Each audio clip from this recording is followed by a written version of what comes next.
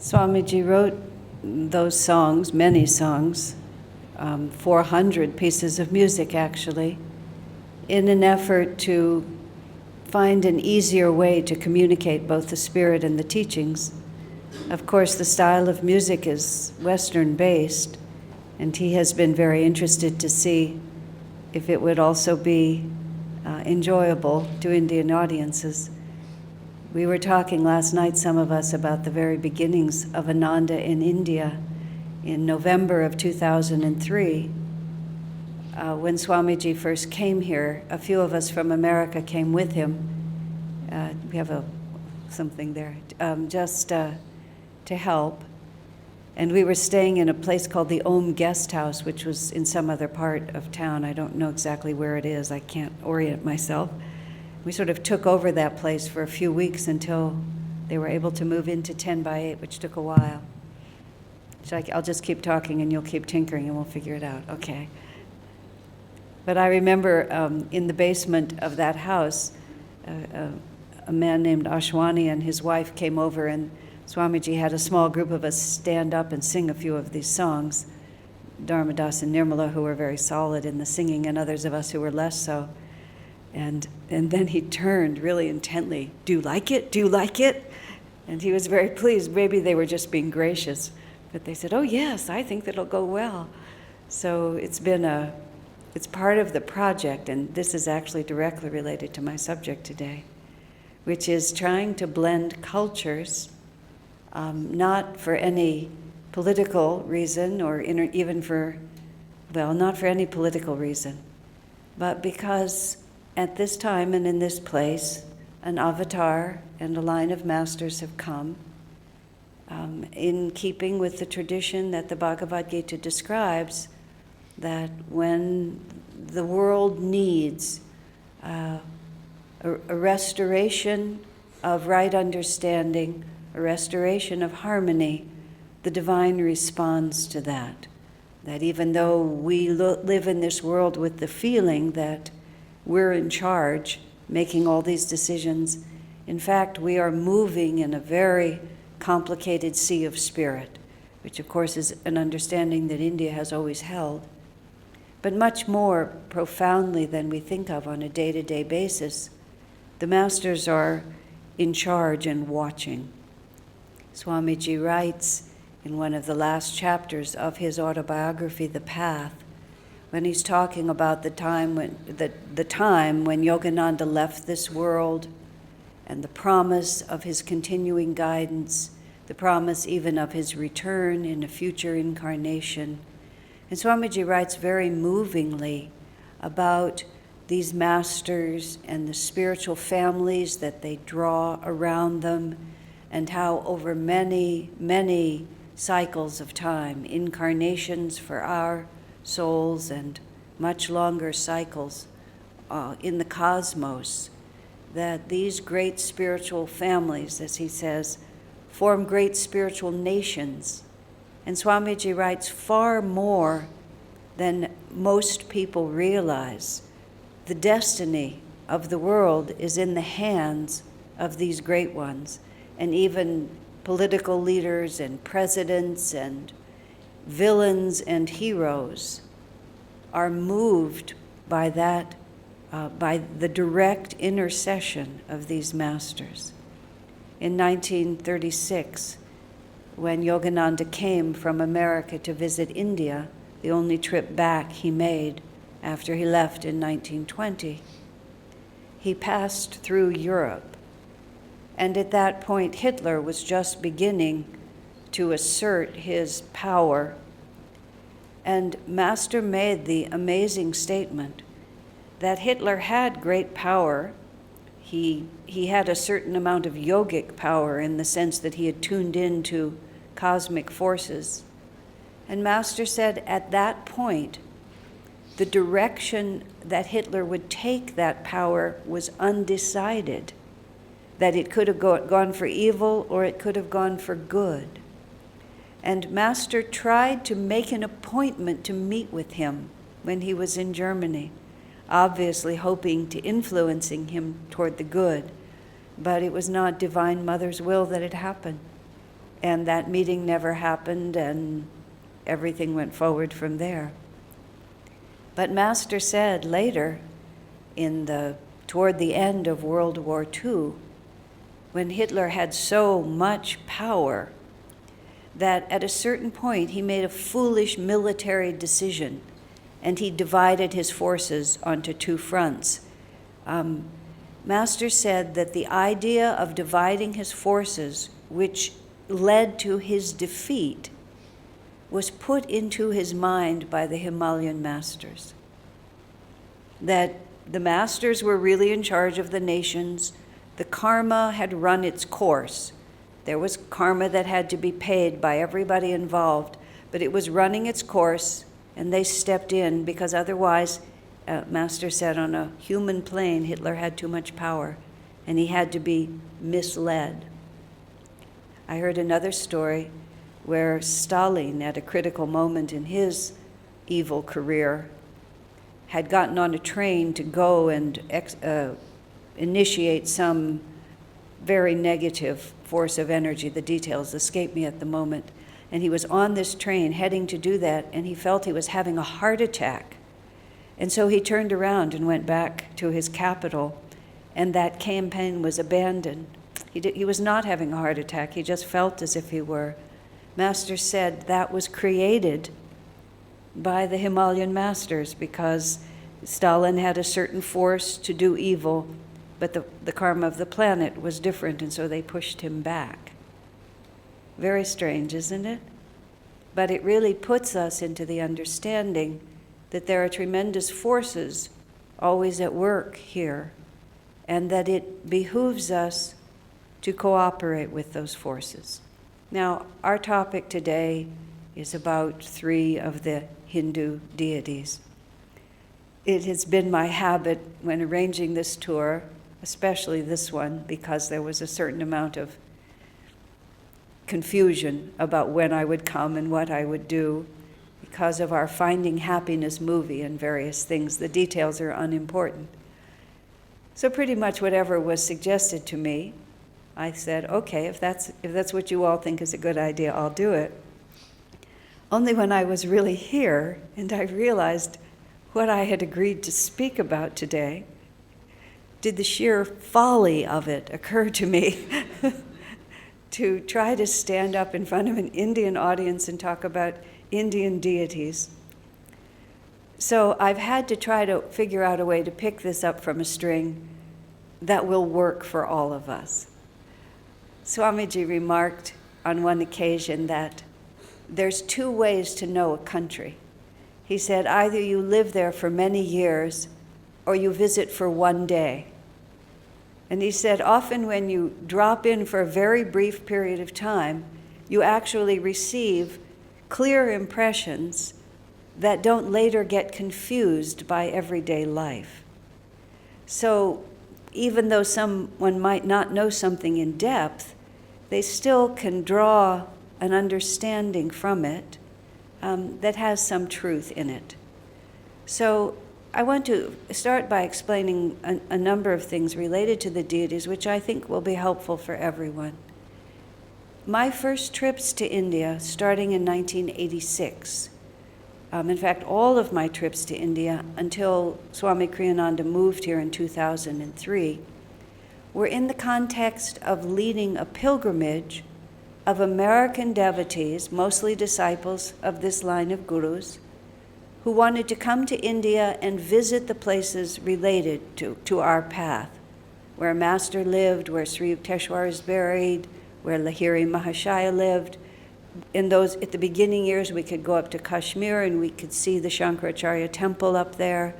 After a while, of course, we weren't able to visit safely. That cycle of places. So I came about 12 times on that cycle.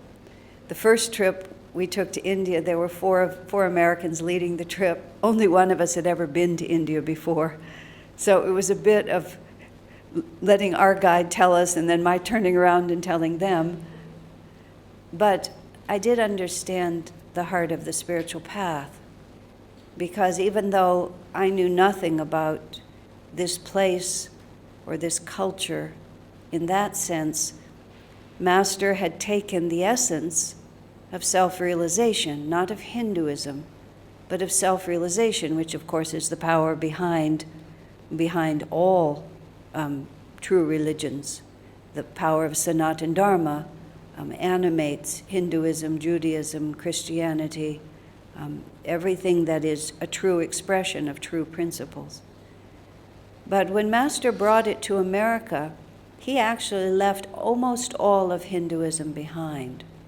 He sang only a few chants that ever even referred to the deities. He did not sing, he wrote a chant for Radha and Krishna, spirit and nature, he called it.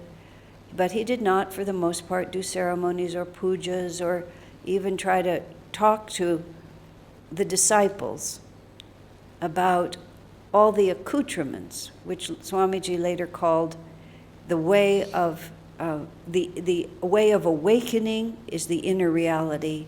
The way of belief is the outer core that's put on that. Swamiji later wrote a book called The Hindu Way of Awakening, from which I will draw much of what I say today.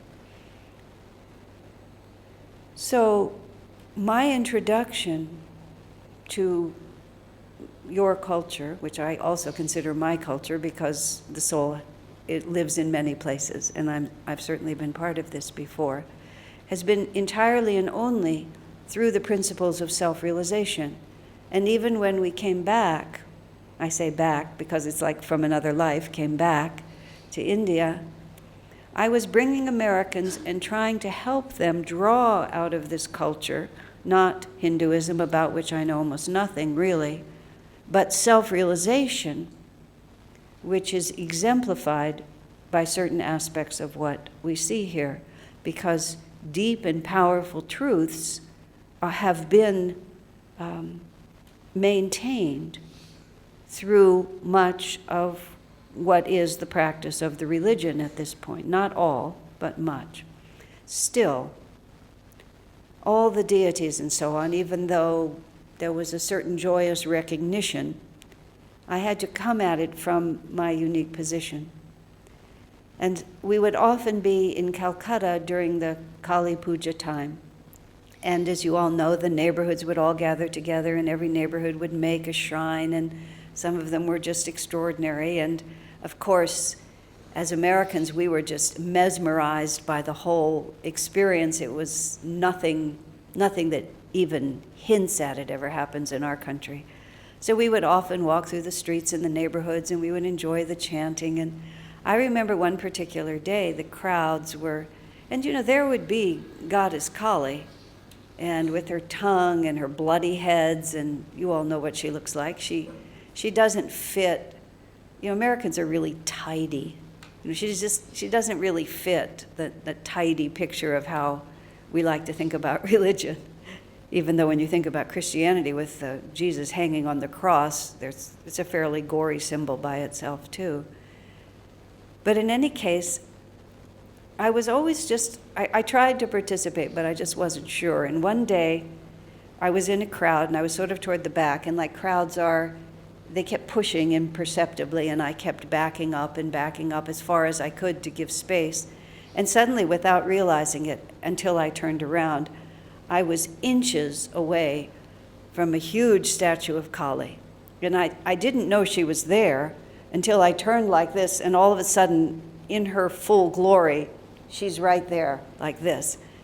And it was so startling to me, both the image itself and the suddenness of her intrusion on my life, that I looked at her very seriously, and I said, "What is this? What is this about?" And it was actually very interesting because she answered me. And I remembered all that Swamiji has taught us about self-realization and how this world works.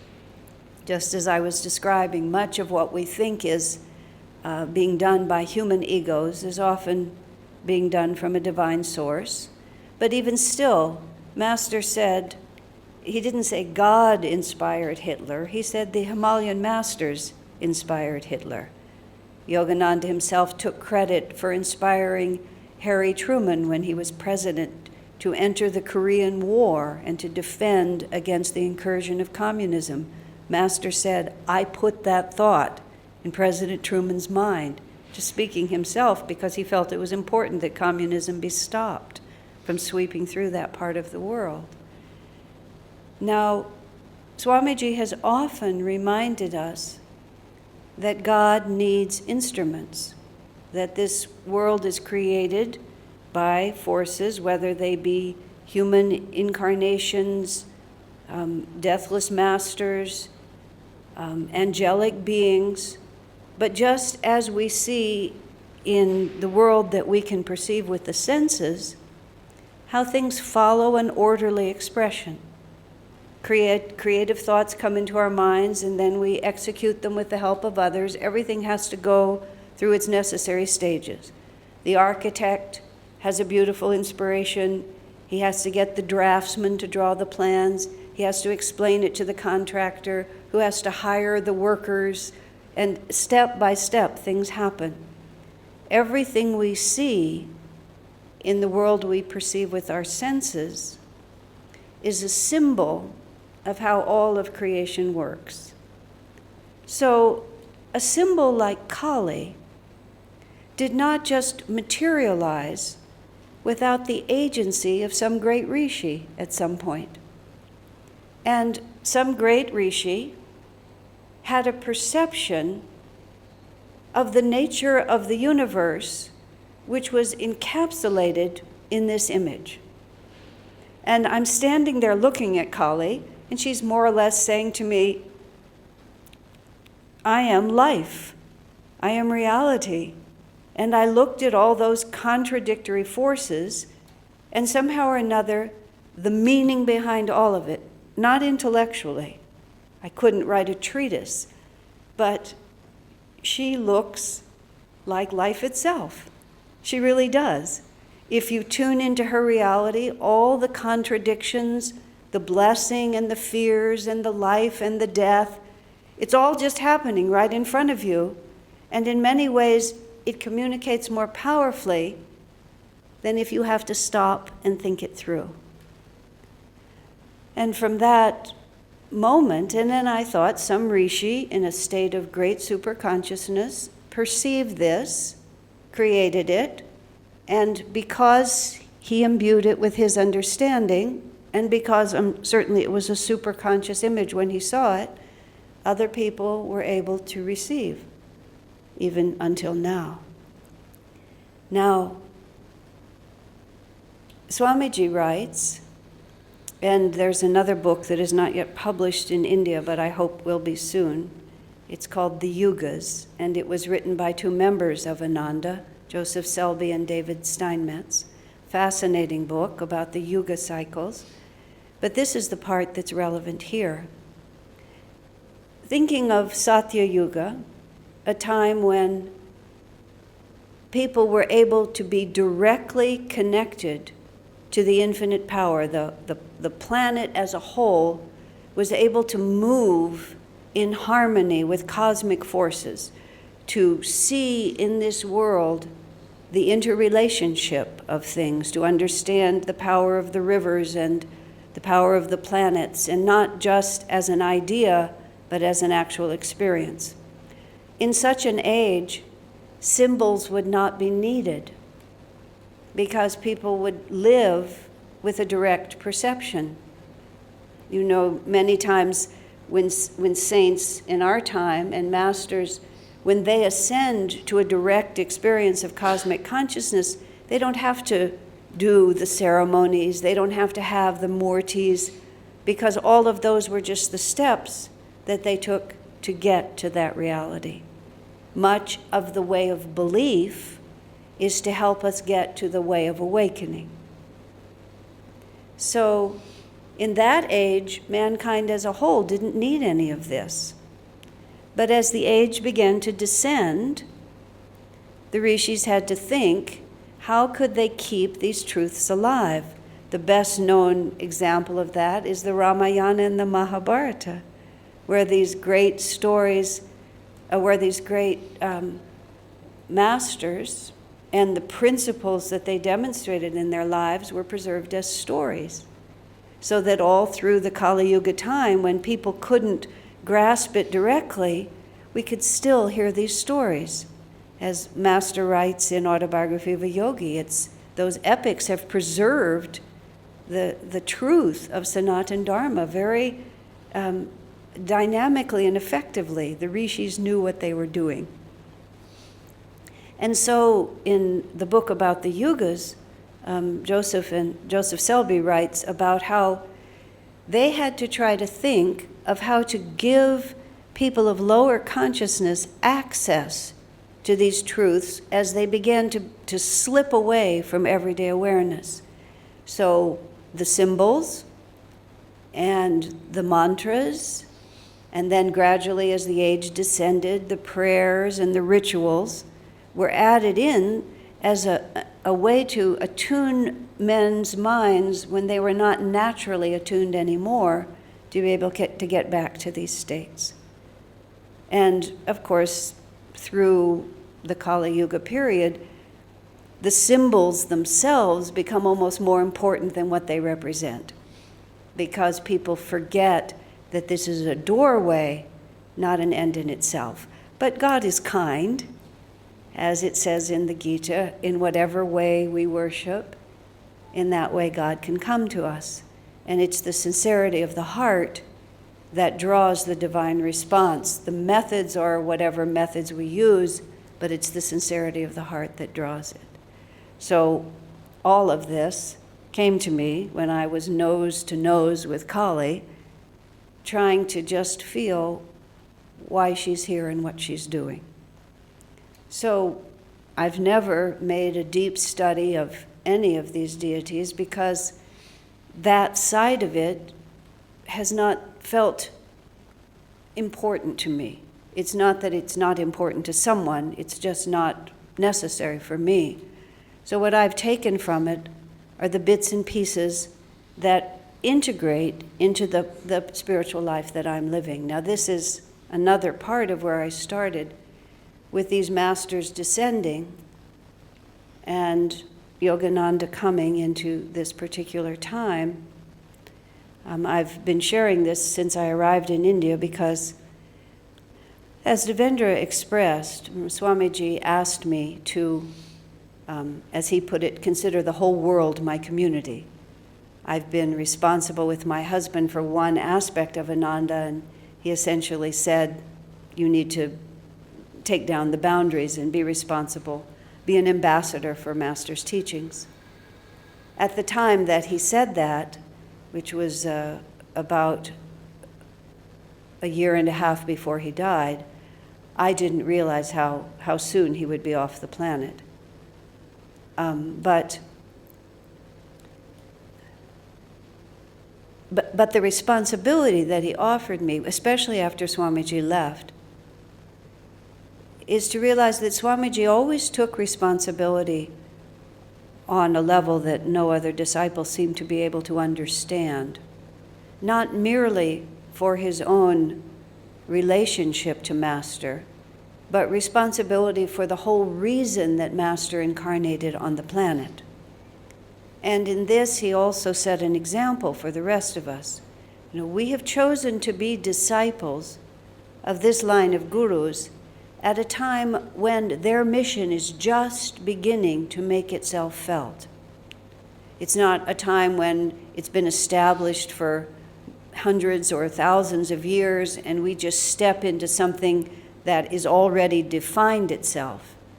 Instead, Master's life is ended relatively soon, relatively recently in the great scheme of things, and we are but a handful who even really know of the power and significance of this line.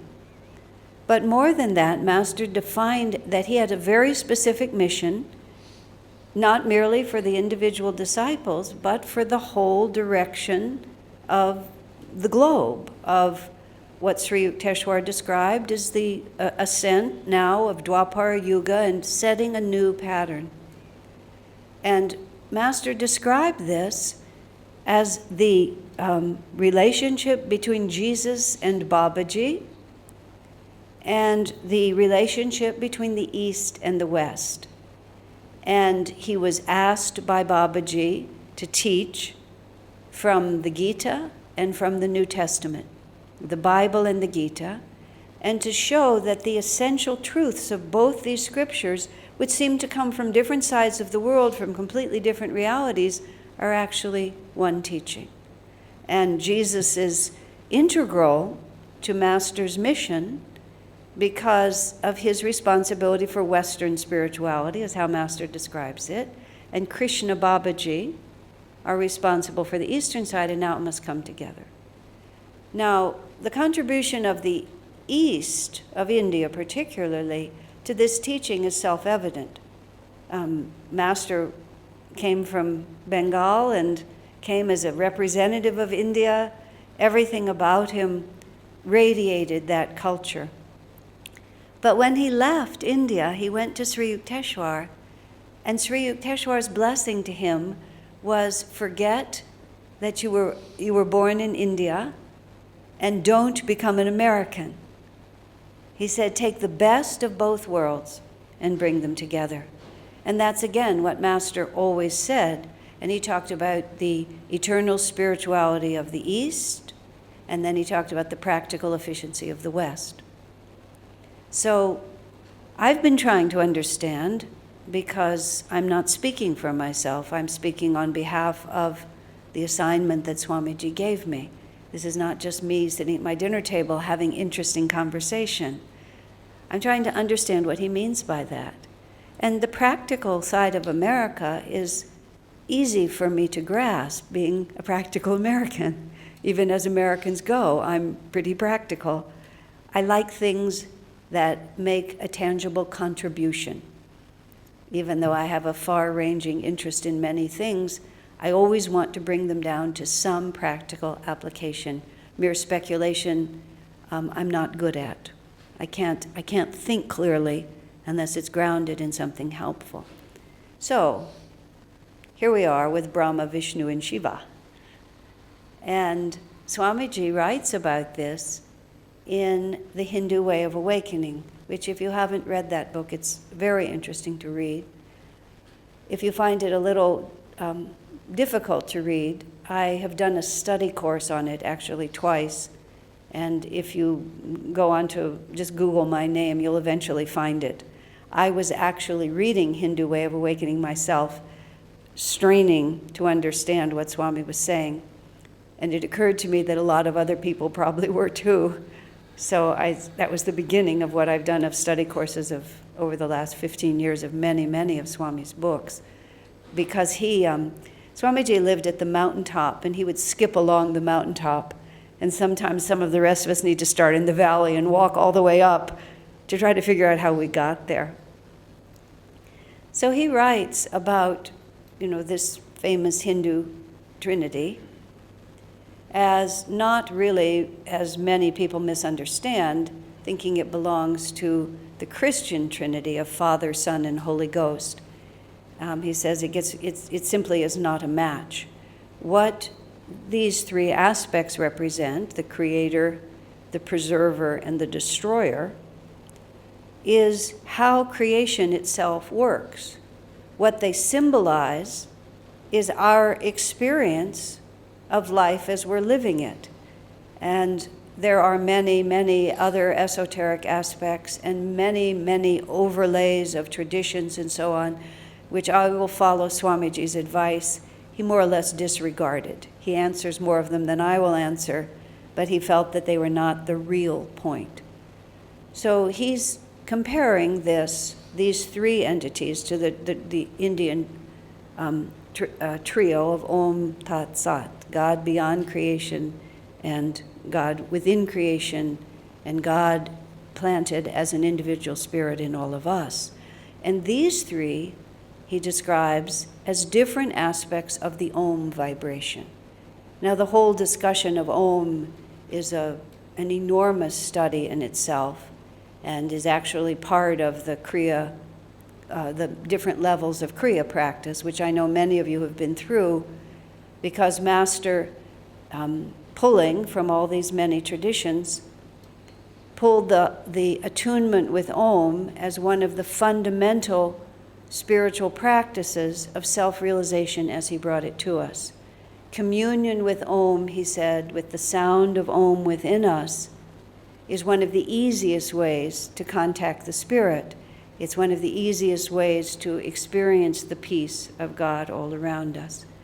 The Om vibration, as I said, many things can be said about it, but one of the ways to understand it is it is the medium, the vibration itself, which is both sound and light, from the one power of spirit, completely still, as the masters describe it, it begins to vibrate, and then it gives the impression of all this separateness. I can't and don't want to go into that in much greater detail because it takes us to a place that I'm not really competent to convey. But you can feel it in many different ways, as well as experiencing it when you attune yourself through the right practices. Swamiji talked about it in this way once. He was saying, because this world appears to be so complicated, we naturally imagine that the source of this world that we see must be equally complicated. And in those many reversals which happen when you get into true spirituality, he was saying the closer you get to the source, you see, the more all of the dissonant vibrations resolve. And so what you have at the source is absolute stillness and simplicity. And he was explaining this is also why the more elevated the saints become, the more childlike they become in their spirit. Instead of being more and more complicated and confused, they become more and more simple. Jesus put it, "Suffer little children to come unto me, for of such is the kingdom of God." And so this little spirit of simplicity is when all the dualities resolve. Now, in order to get to that simplicity, we have to learn how to work with all this complexity. And all of this complexity being an expression of this Om vibration, these symbols of these three aspects of the Om then become a very, very useful way for us to understand. And in their simplest terms, this is what's being described. Everything in creation begins. As long as we're working in the cycle of time, we experience that everything has a beginning. And then there is a period of time where it continues to exist in a form more or less like what we've been experiencing. And then inevitably, whatever there is in creation shifts, changes, and mutates into something else. Now, our difficulty in life is that instead of understanding that this is a constant, irresistible, everlasting flow of energy, is that we grab little pieces of it. And we want little pieces of it to be just exactly as they are. And we forget that this is always energy in motion. And the more we can become adept at these three aspects of creation, the more effectively we can live in this world, the happier we can live in this world, and the more all the confusion that we experience around us will resolve into this simplicity. Just a moment.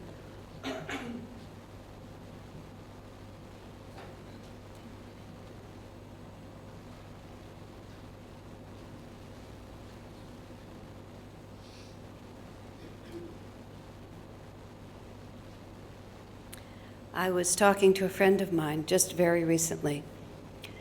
Well, I'm going to take this from another angle. To be able to flow with all these energies is not really about religion. You know, it's not about any outward ways that we live. It's how we actually experience life and how we relate to it. A friend of mine, a woman, was on this spiritual path. Her husband supported her in her interest but really himself apparently had no particular interest in the path. In fact, he was a very worldly man. He had made a great deal of money. He'd been through the Brahma period of creating a great deal of money. Now he was in the Vishnu period of enjoying his money. And he traveled all over the world. He took his wife to the most expensive places. He never looked at the price of anything.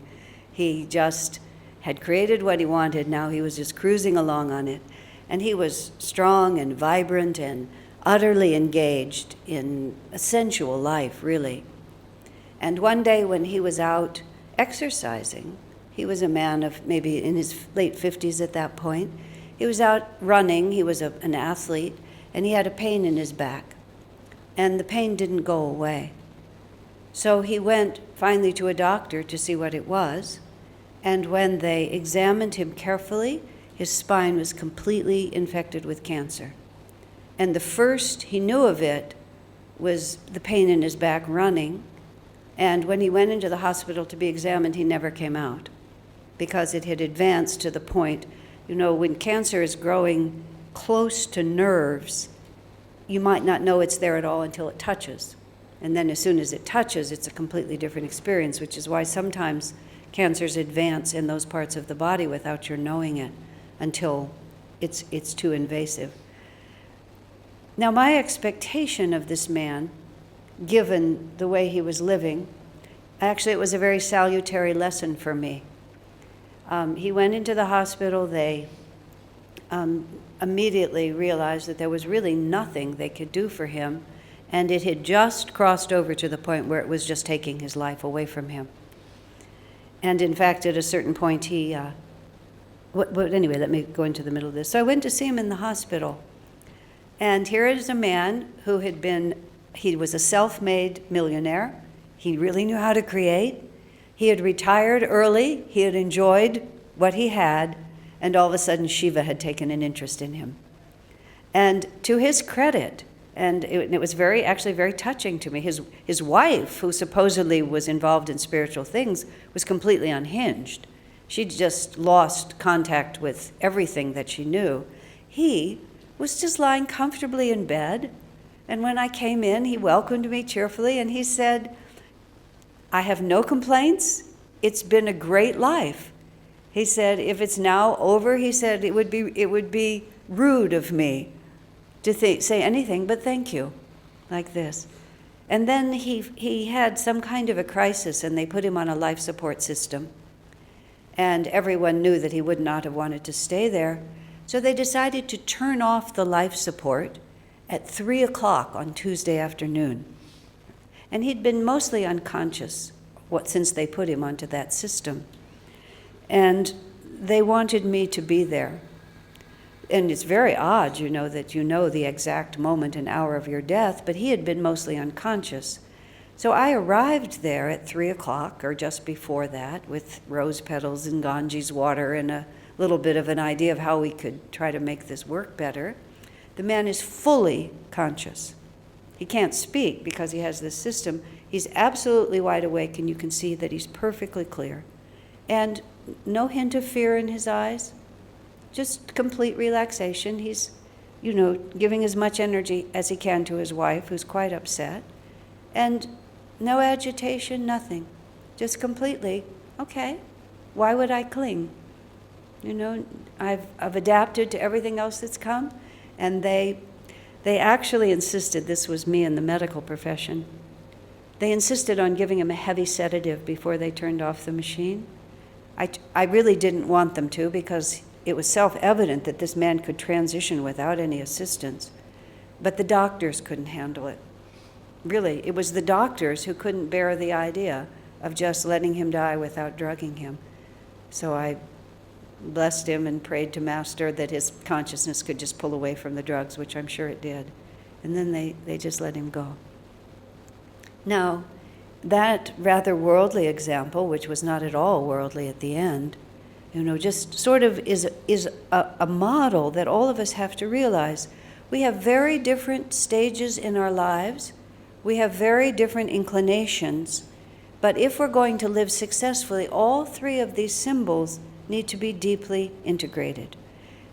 It's very important, both as devotees and as human beings, and I'll start with the Brahma energy. We really have to participate in the creation of our lives. And this is that doesn't mean that everybody in the world is a creative artist, although Swamiji has written a book about every aspect of life, really. This one is called Art as a Path to Self-Realization. I believe that's the title of it now. It's been called Art as a Hidden Message also. It's a fascinating book about the creative process. And what happens after you read that book is what he's really describing without ever saying it, is he's trying to give us an understanding of how we can tune in to that aspect of creation which is ever new. Now, when we describe God himself with the best word that we have, which is Ananda, and Master described that as ever conscious, ever existing, ever new joy. And Master added that phrase, ever new, to it. And the ever new part of it helps us to understand how an eternity of joy is not boring. I mean, that may sound silly, but what we have to realize is that every moment of creation is a completely new reality, that everything shifts from moment to moment. Sometimes when people are trying to understand, I've certainly experienced this in my life and I've learned it slowly. Often when I need an answer to a question and it doesn't come because it's not time yet to know, because the exact conditions that are required for clarity to be there simply haven't arrived. And oftentimes when the decision is finally needed, then all the conditions will be just in place and we'll know. When I first met Swami Kriyananda, even though I had this absolute commitment to him, I had not read Autobiography of a Yogi. I owned it, but I hadn't been able to read it. I was very austere in my attitude towards spiritual life, and I was very suspicious of phenomenon. And Lahiri Mahashaya materializes in a wheat field about page 9 of that book. And that was about the point where I closed it, because I couldn't rise to the level that book was asking of me until I met Swamiji, and somehow his acceptance of Master came into me, and I immediately opened the book and couldn't understand why I didn't love it before, because I loved it then.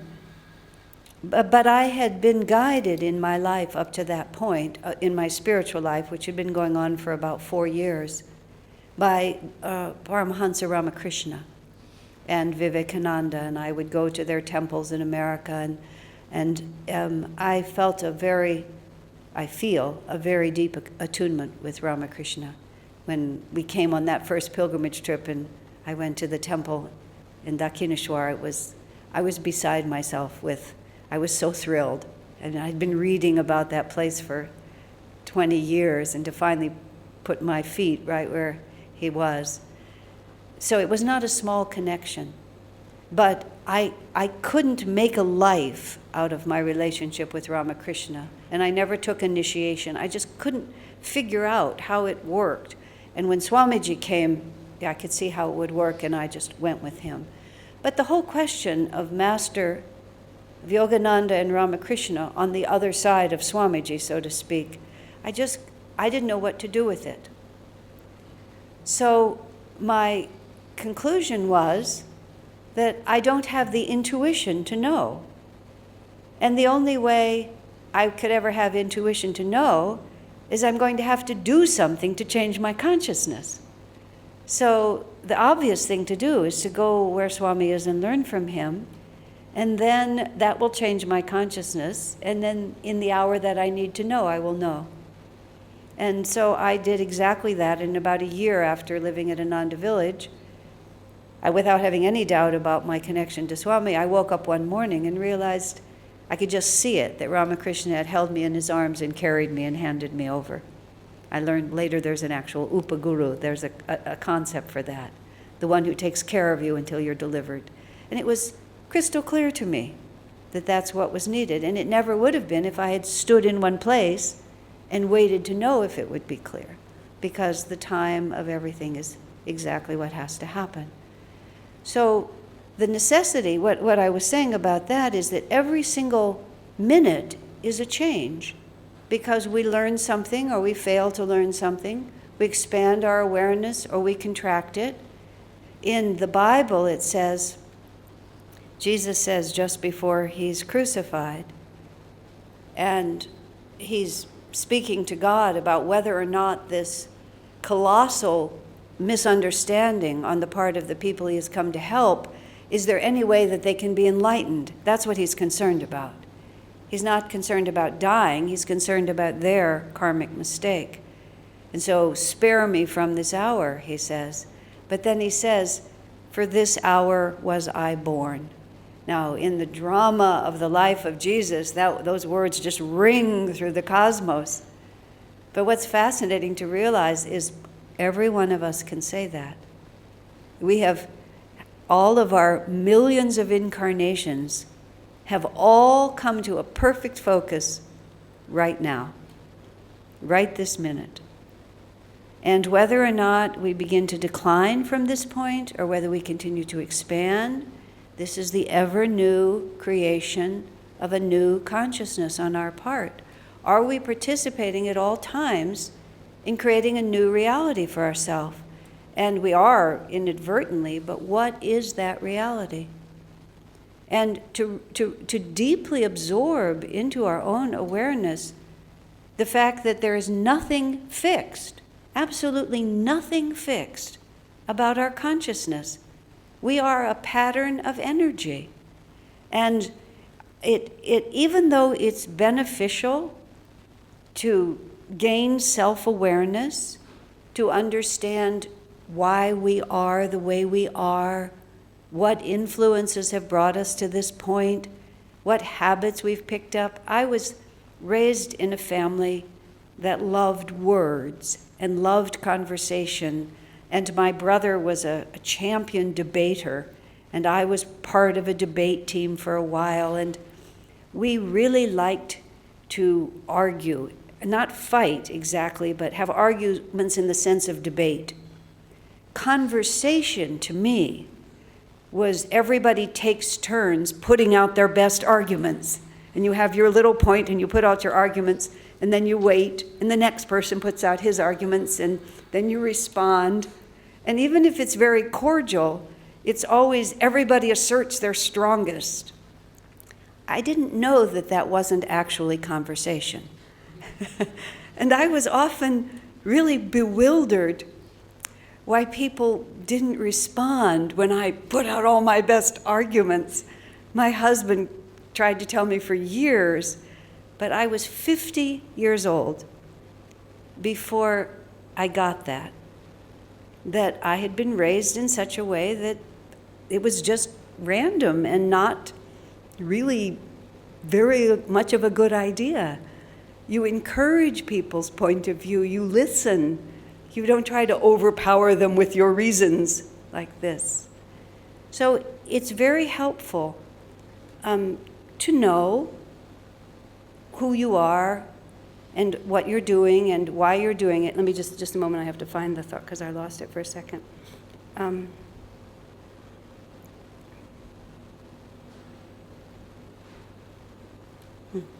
Anyway, it's very helpful to a certain extent to know that, but what we also, oh yes, that's it. But we also have to realize that all of that is just a habit. And even a habit is not a fixed thing. A habit is a point of view that's been repeated enough times that it's a pattern in your chakras, and so every time a decision has to be made, there's a whirlpool of energy that's going to pull you in that direction. It's the way you're tilted, right? But you can shift that absolutely easily. Now, the reason we find it difficult to recreate ourselves is because committed, a certain amount of energy has been spent. And that energy has formed itself into these powerful patterns, and they can't be undone except by a commensurate energy. So that energy either has to be applied slowly and methodically over, years of meditation and practice, or in theory, as Master said, a habit can be changed in an instant if you put the same amount of energy into changing it that you put into creating it. Understand? So even after I realized that debate is not conversation, that's still my fallback position. When I grow impatient, I just put out my strongest reasons and hope to persuade, which is what I'm doing now. I made a profession out of it too. I was on an airplane coming from somewhere to somewhere since I got to India, Mumbai to Delhi. There was a little girl. Her father was next to me and the little girl was on the other side. The little girl talked continuously from Mumbai to Delhi. And she had a fairly interesting point of view, but she just chattered about what she was seeing. She was explaining things to her father about her relatives and looking out the window and talking about the color, just absolutely did not stop. And I said to the father, I was like that, and it worked out all right for me. I've made a profession out of it. I met another little girl who was the same type at the swimming pool, and she was there with her mother, and the only time she stopped talking was when she was actually underwater. But as soon as she came up, she started in again, explaining her perception of what happened underwater. I again put my arm around the mother. She can be a writer and a speaker. It's okay. You'll see, it'll be all right, because the mother's looking like this. In any case, that the absorption of the symbol, this is what I'm trying to say, of the Creator is there to show us what is possible for us. And so the most important way, I think, to absorb this is not merely artistic creativity, which is, for many reasons also, highly desirable, because it's a way of, art attunes us to the feeling side of our nature. And the feeling side of our nature is where intuition is. When we work only with our mental descriptions and our reasonable understandings of it, we're standing on one leg. We're crippling ourselves. Because in the end, in the beginning, our true nature is feeling. The power of the Spirit is a feeling. When we actually come in contact with the Om vibration, when we actually come in contact with the divine, it's not an abstract idea. We don't experience it as a good idea. We experience it as something that is a vibration of feeling into which we are absorbed, that afterwards we can also understand with our minds and need to, but we don't experience it in a dry way. We experience it with everything that we are. And we need to use all our energy at all times to bring us more into harmony with that. And this is where Swami writes, art as a path to self-realization. Art is learning how to let our feeling nature flow through us, to see what our feelings are, and then gradually to elevate them. On the back wall here is this painting by Dana Anderson, which Swamiji asked her to do to illustrate the cover of the Bhagavad Gita. Now, how do you illustrate the Bhagavad Gita and put it into a picture? The picture that's usually given, and we've seen beautiful ones, you see Krishna standing in the chariot with the 5 gorgeous white horses and Arjuna standing behind him. I mean, that's a realistic portrayal of the events of the book. And some of those pictures are so magnificent that you feel the whole power there. But Dana chose to define it in abstract terms. And when you all walk out of this room in the break, in just a moment, you can look at the picture. So there's no specific, intellectual concept in the picture. She had to convey the whole thing through the feeling of it. And she's a very gifted artist, and I love to just stand and look at the pieces of her painting, which are all through this center and all through the ashram, and just try to take from that feeling, like, what was she creating? What was the feeling that was going through her when she was doing that? And then just see all the different pieces and how it all comes together. It symbolizes all of those feelings.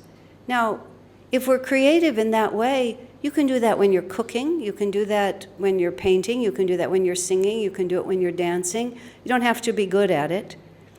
Swami's mother was fond of saying, if something is worth doing, it's worth doing badly, which I've always loved, because if we just want to express and create and show who we are, it doesn't have to be magnificent as long as it's a sincere expression of who we are. And all the different ways that we can remind ourselves that this world is ever new. And each time a difficulty comes to us, a problem that we have to face, a sense of discouragement, a conflict that we've had to deal with, a repeating pattern of inadequacy or inability to forgive or overcome anger or whatever it might be, we have to just say to ourselves, this world is made from Om. There is nothing fixed about it. Brahma is recreating through the Om at every moment. And even though I have been this way for millions of incarnations, there's no reason in the world why 1 second from now I can't be different. And even if 1 second from now we're not completely different, we can still hold that thought in our mind at all times that this is who I'm going to become.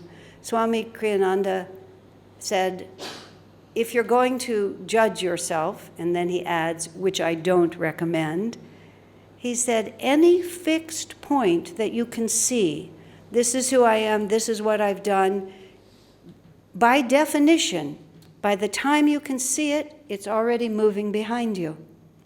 Isn't that a fascinating way to think about it? You know, I'm old enough now to not be young. When I pranam, it just takes a little bit more thought of how to get off the floor. I used to just spring up, and now I have to stop and think which part of my legs is still strong enough. I'm just at that teetering point, pushing towards 70, not there yet, but pushing from the backfield. Enough where pieces of my body are not working like they used to. You know, it's just like I'm old enough to know that nothing lasts. It doesn't change. But bring that down to the tiniest piece of yourself. Even if in the next second you're not different, you will be in the second after that. So Swamiji said, don't look at what you've already done or not done. He said, look at where you're going. Look at what you aspire to become. Because what you aspire to become is where your energy is heading. And that defines you much more truly than anything that you've already seen. Shiva already has his hands on it. It's already been created, it's been there for a while, and Shiva has gotten it, and he's throwing it back into the Ganges. And the more easily, and I will talk about that part of it, the more easily we just say, let's just create it anew, let's just start over. I remember once in my spiritual life, well, I went through this cycle more than once, but once when I went through this cycle, I just let myself make a whole lot of wrong decisions. They were wrong decisions mostly internally about my attitudes. And so I wasn't where I wanted to be. I felt that I was very far from attunement. And I wasn't feeling very joyful as a result. I was judging lots of things and lots of people. Just was a bad idea. And I was beginning to feel that kind of, nothing ever works out. Why do I always keep making the same mistakes? You know, that one where, Satan grabs you and just pulls you down into a pit. And you fall into that particular vritti, and then you spin there for a while. And I was feeling pathetic and helpless right there. And then it crossed my mind that I myself had created this, and it was the simplest thing in the world for me to create something else. And I just had this picture of having walked away from where I wanted to be, and all I had to do was turn around and walk back. And really, no matter how complicated, you could be bankrupt, divorced, fired from your job, sick in bed, whatever it is, you got yourself there. Just turn and go in the direction that you need to go from there. It will be different because it's ever new, and we have to create it.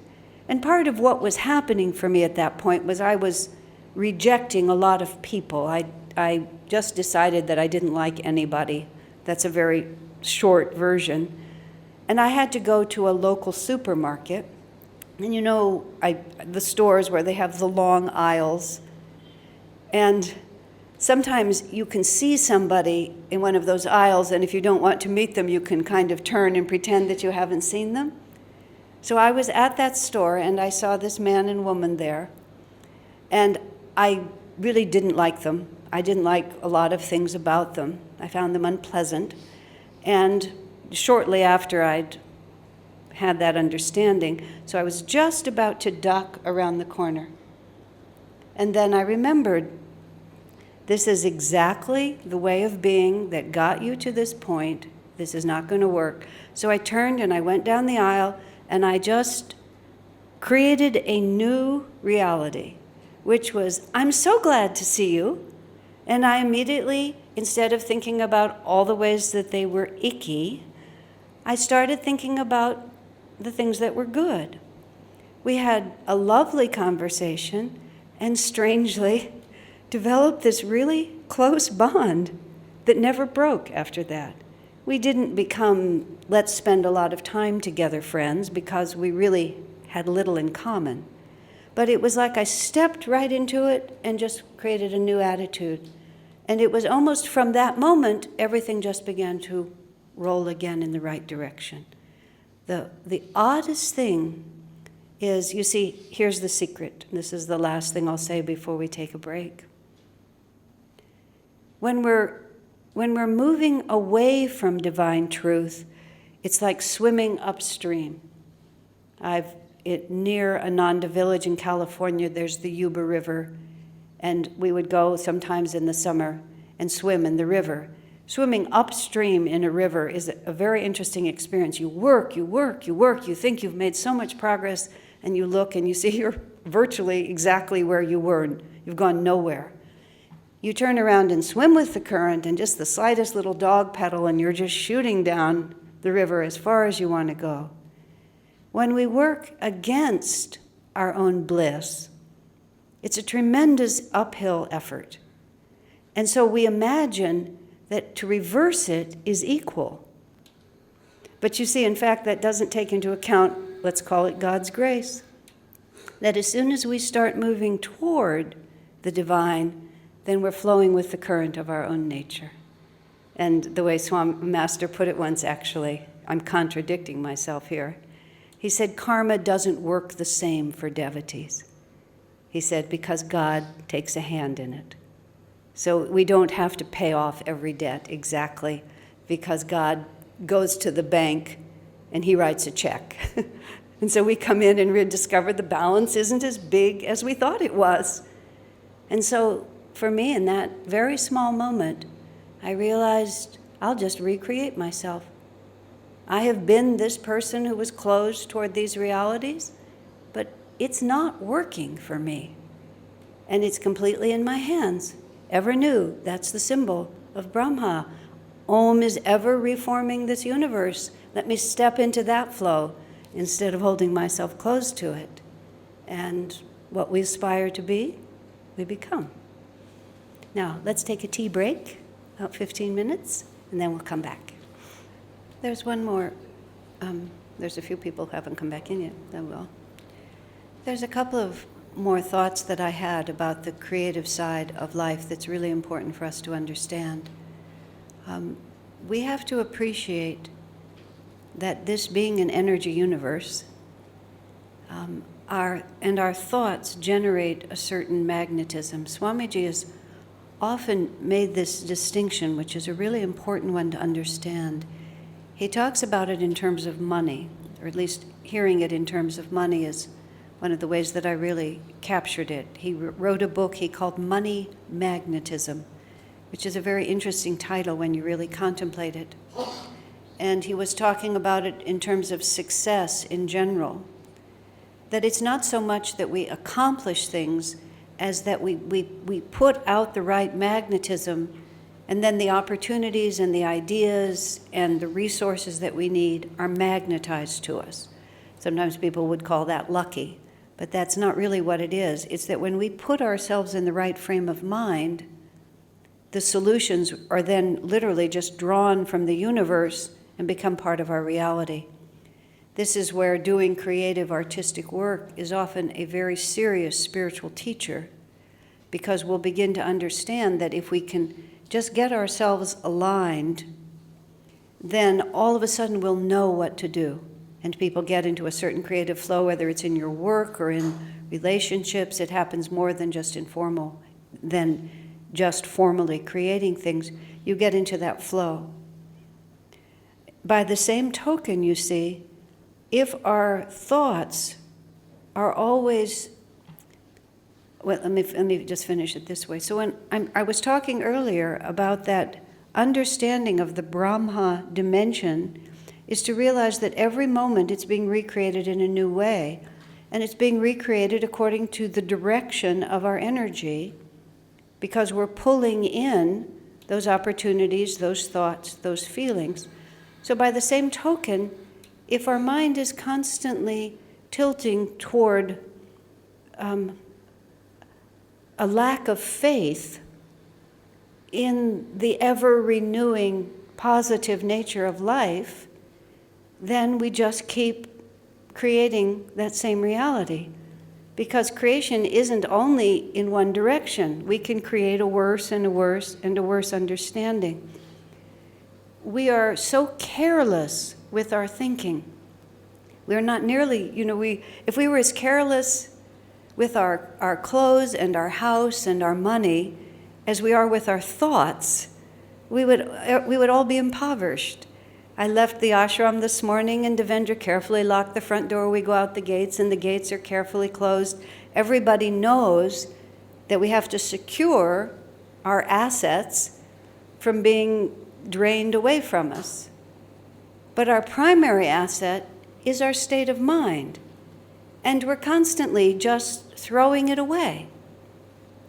I had a friend who is a very fine person, very sincere spiritually, very talented, and she has one fault, and that fault is that she constantly feels that she's not adequate. And so no matter what she does, it never gives her joy, because her real thought always is that it's not adequate.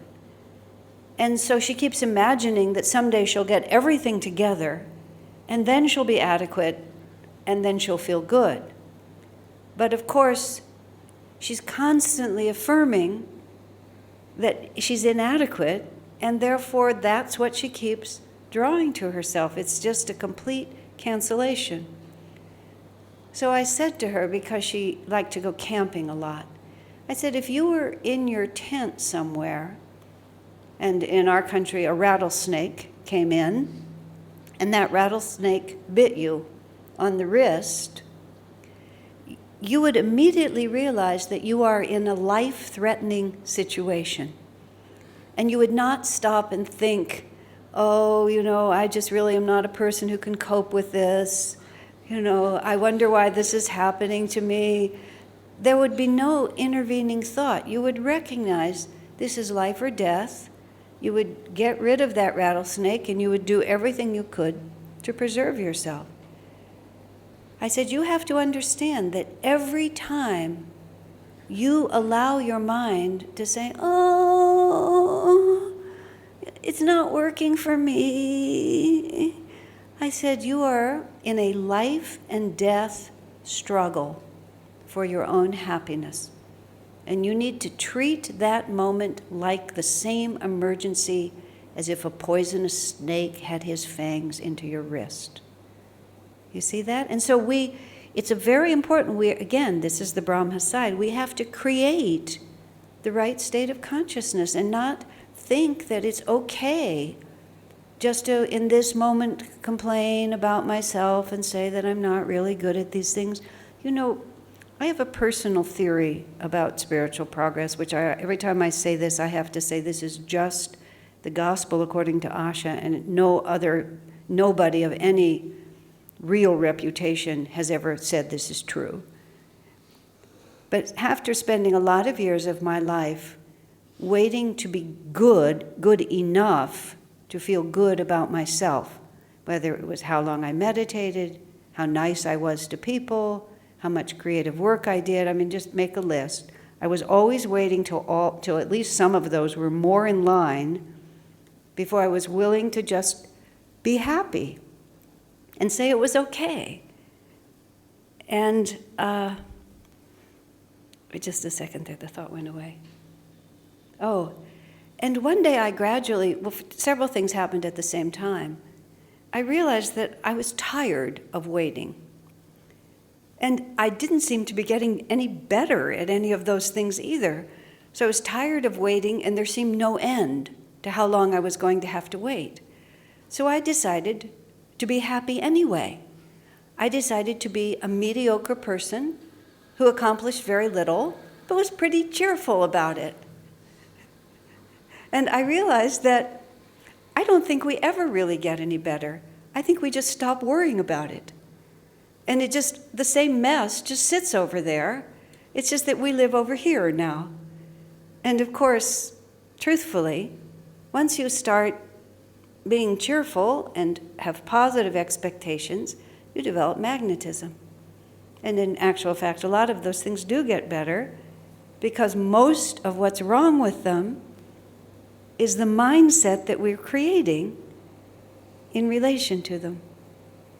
This is where the Brahma aspect of life, it's always being recreated. I'll just make a new definition. I actually went through a period of time in my life where I decided that I would never accomplish anything. And I hadn't accomplished anything at that point, so it was real easy to know what that looked like. And that I was never going to accomplish anything, that when I died, I would have to stand in front of Master and say, yep, nothing much happened. And I actually practiced that. I practiced my life review, in which we stood together and I said, yeah, no, I didn't quite do that. Nope, not that either. Nope, not that one either. But I was happy, and I was nice to a lot of people because I was happy, and I just practiced that being okay. I'm going to just completely diverge because there's this wonderful death and return story by a man named Dr. Ritchie. And he died of the flu when he was a young soldier in World War II. There was an influenza epidemic that went through his base camp in Texas, and he died and went to the other side. And he was about 20 or maybe 22. He was a Christian.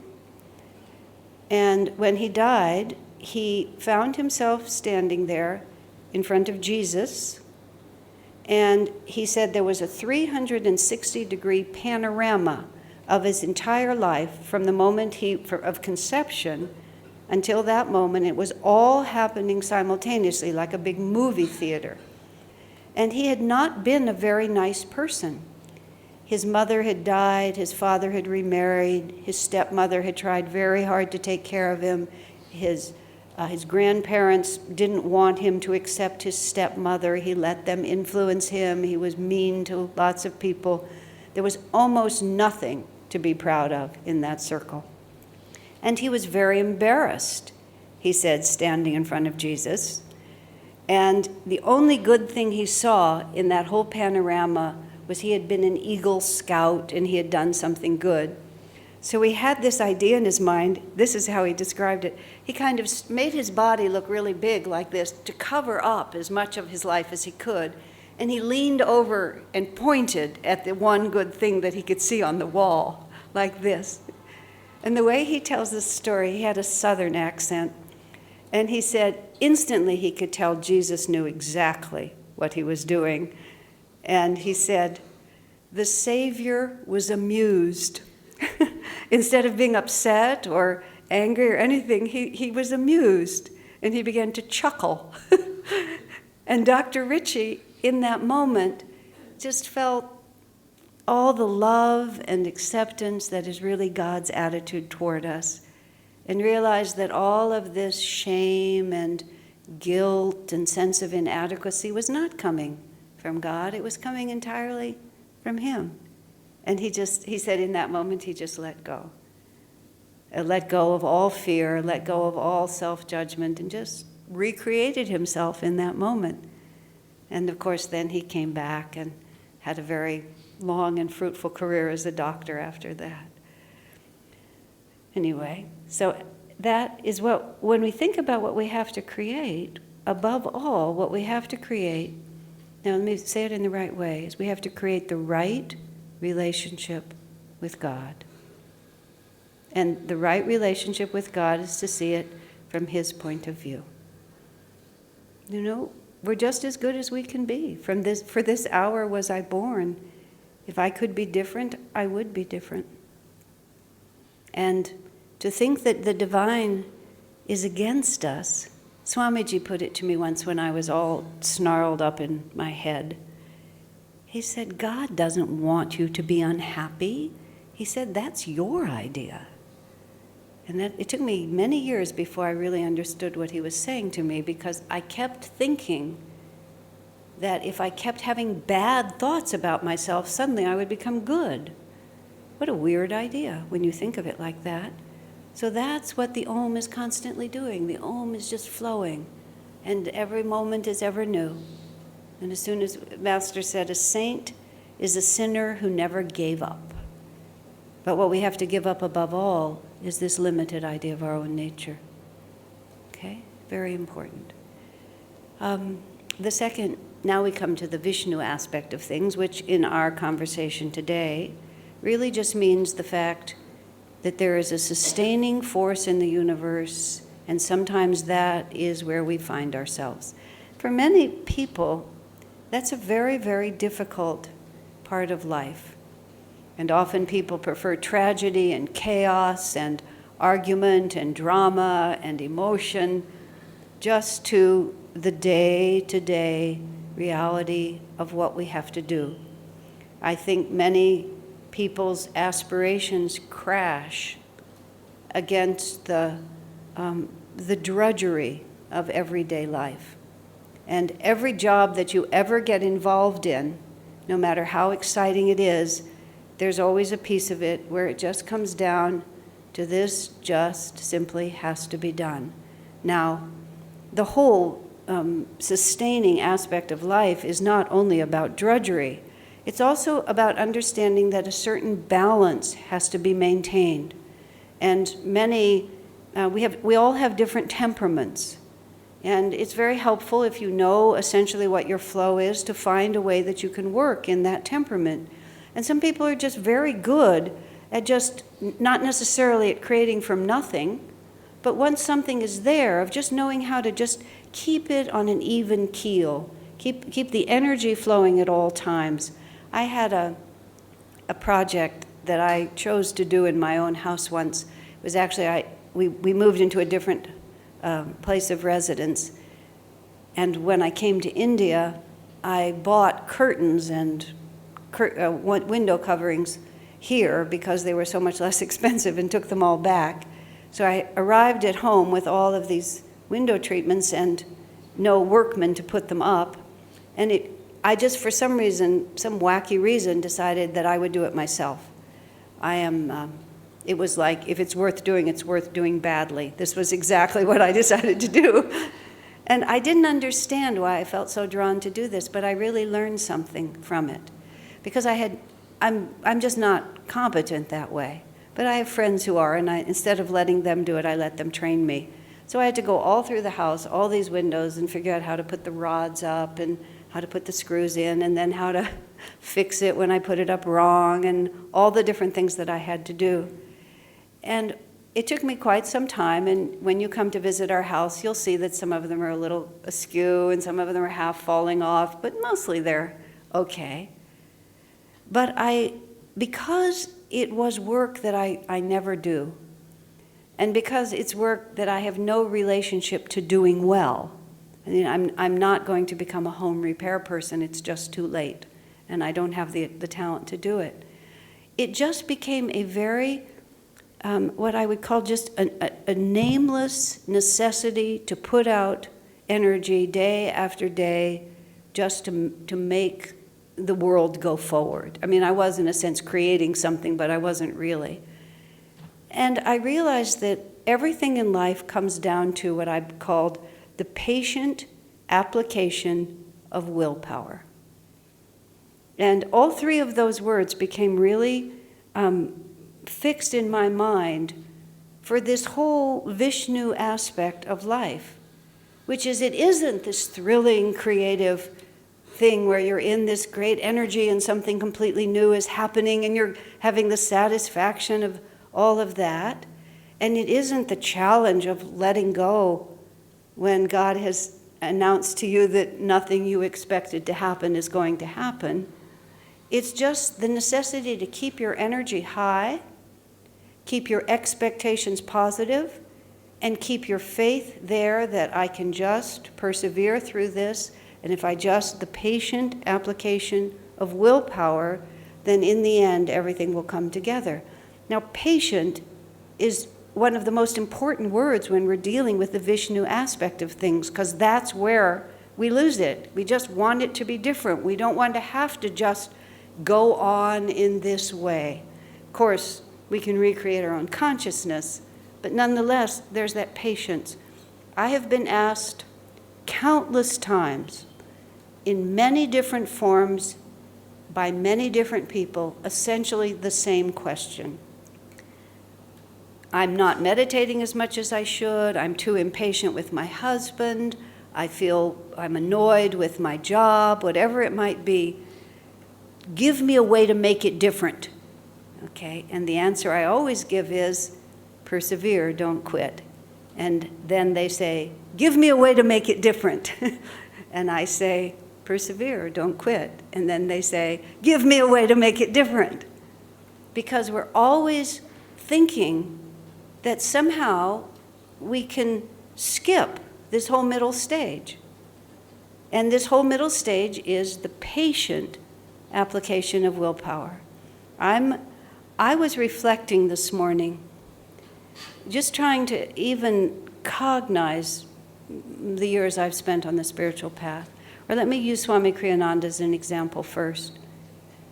Sometimes people have said to Swamiji, how many challenges you had in your life, how difficult it was, and the different things, the conflict he had with his own guru bhais, the endless necessity to make money, all the different people he had to coordinate and find creative ways to serve them, just all the traveling, endless health issues from a very early beginning, just his body, he ran so much karma through his body, even from his childhood. So he was always creating enormously through a physical vehicle that was fighting him in one way or another. But people would sort of try to quantify all those challenges, and he would always look really puzzled. Really? Has it been difficult? And he never saw it like that. He said it was just what had to be done. When he started Ananda in 1968, 69, right at that time, arthritis started developing in both his hips. And for the next 20 years, that arthritis just continued to develop. And so much so that Swami had a very unusual gait. And I used to often help with his clothes, and you always had to hem the pants legs differently, because if you hem them even, they were uneven because of the degeneration of his hips. And it was a huge thing. Finally, he had an operation and had hip replacement. Eventually, he had both hips replaced. After the second hip operation, someone gave him a T-shirt that said, "Hip, hip, hooray."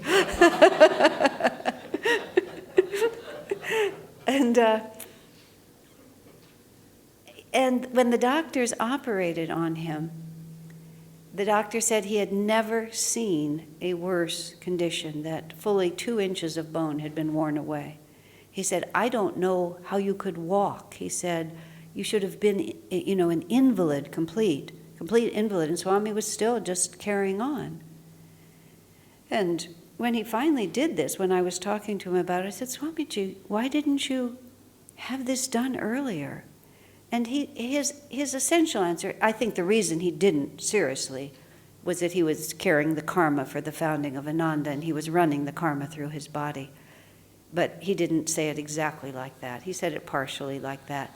But he essentially said, well, it just was one more thing that had to be dealt with. It was just one more thing. I was dealing with so many things, trying to get Ananda established. This was just one more. And he didn't glorify it or distinguish it or cling to it or define himself by it. He had many things that he had to deal with, and this was just one of them. Now, on one hand, he was Brahma to the hilt because he was pulling from the ether something that had never been done before, which was Master's ideal of these householder communities. It was a completely new idea. It existed nowhere in time or space until he became the channel for it. But the other side of it was he was very Vishnu in his just constant, sustained, unrelenting, patient application of willpower. And his patience in doing that was one of the most notable features. Now, patience comes from faith. This is what we have to understand. If you really believe that this is going to work, and it is our spiritual salvation, or the project that you have, or the marriage that you're in, or the child you're raising, or the soup you're making, whatever it might be, if you really believe it's going to work, then where is the cause for anxiety? So that patience is generated from a very high level. And ridiculous as it was, I really learned this putting up those curtain rods, because I found out if you put all the screws in the wrong place, you could take the whole thing down, and you could get that little spackle stuff, and you could put it all in there, and you could get the little can of paint, and you could paint it all over again, and then you could figure out where it really went, and you could do it again. It was just a question of doing it. And sooner or later, they would be hung. Now, I took that lesson on a very deep level in my own life. I'm trying to write a book. I'm trying to get someone to understand an idea. I'm trying to work out an issue with how do we solve this whole question. I'm trying to figure out what country to travel in.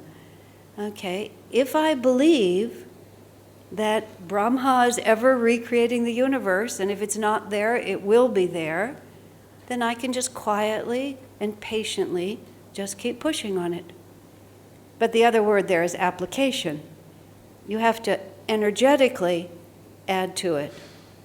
And if it's there in front of you and it has to be done, it serves us nothing to have a mindset that says, oh, here I am again.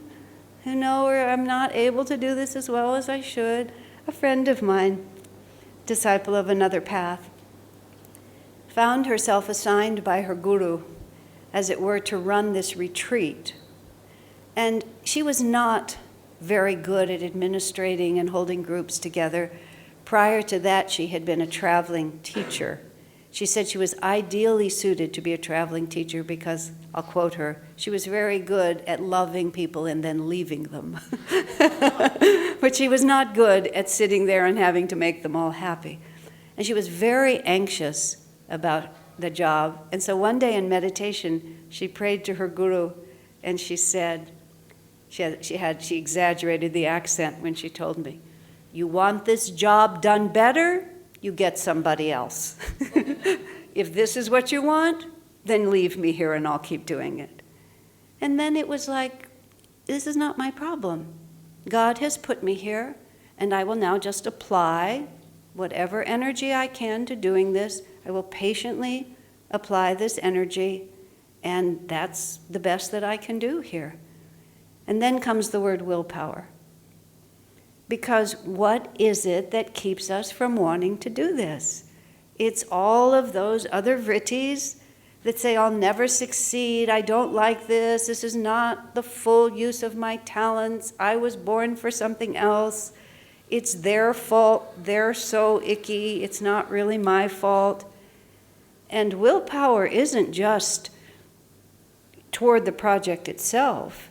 The willpower we have to exert is to just accept reality as it is, that this is what I need to do, and this is what I'm going to have to do now. And then we apply the Brahma energy to make it enjoyable. A friend of mine who has an enormous intelligence and a great deal of willpower, in the course of working for the ashram, found himself for almost a year running the copy machine, which by any measure was way, way underutilizing his abilities. But he found himself day to day just having to mostly work at the copy machine. And once he accepted that this is really what he was going to have to do, he started using Brahma energy to make it as much fun as he could. He made up little dance routines that he would do between the sheets like this. He began to make up songs that would match the rhythm of the copy machine. He just, everything he could do just to make it interesting. I was driving through a toll booth once in San Francisco, and one of the toll people had music in their ears, and I don't know what they were listening to, but it was very, very lively. And they were so busy taking my money, and you could just see that they were stuck in this unbelievably repetitive, uninteresting job, but it had to be done. This person clearly, this was the best job they could get. This is what they had to do. Now, you see, it's always a balance. If we're always expecting that somehow Om has only one aspect, which is the one I like the best, you can see you're always out of step. So it just is part of the reality. Swami Kriyananda persevered on a level that is almost impossible to comprehend. He was persevering not only against external obstacles, but just against the absolute commitment that this is what I'm asked to do. And it just doesn't really matter what it looks like. He tells the story of once when he had worked so hard to get the first land, and he had borrowed money to do it, a mortgage to do it, and he was paying it off. And then somebody saw the opportunity perhaps to take the land from him and suddenly demanded a great sum of money very quickly, and he wasn't listening to reason. The man was just being greedy. And this news came to Swamiji, and he was just so intense about it. And this woman said to him, come over to my house, we'll have a cup of tea. And she used the phrase, you'll feel better, remember? And Swami just answered, I don't care how I feel. The only thing I want to know is, what am I going to do about this? Now, of course, you're drawing on a creative solution, but first you have to just tune into that fact that the energy has to be sustained. You just have to sustain the energy. One of our departments, our school in Palo Alto, we went through this period of great confusion. There was conflict among the personnel, and it was very rocky for a while, and it looked like the school might be severely affected. In the end, it wasn't. But Helen and Gary and I, who were three of the key players, we just sort of looked at each other and we said, if the whole thing falls to pieces, after the whole thing falls to pieces, we'll still be standing here. We're not going anywhere. We're just going to persevere doing what we think is right and let the universe just decide around us what it wants to do. And when it does, we'll adjust to it. And it was and I'm moving into the Shiva energy, but this is the two forces coming together.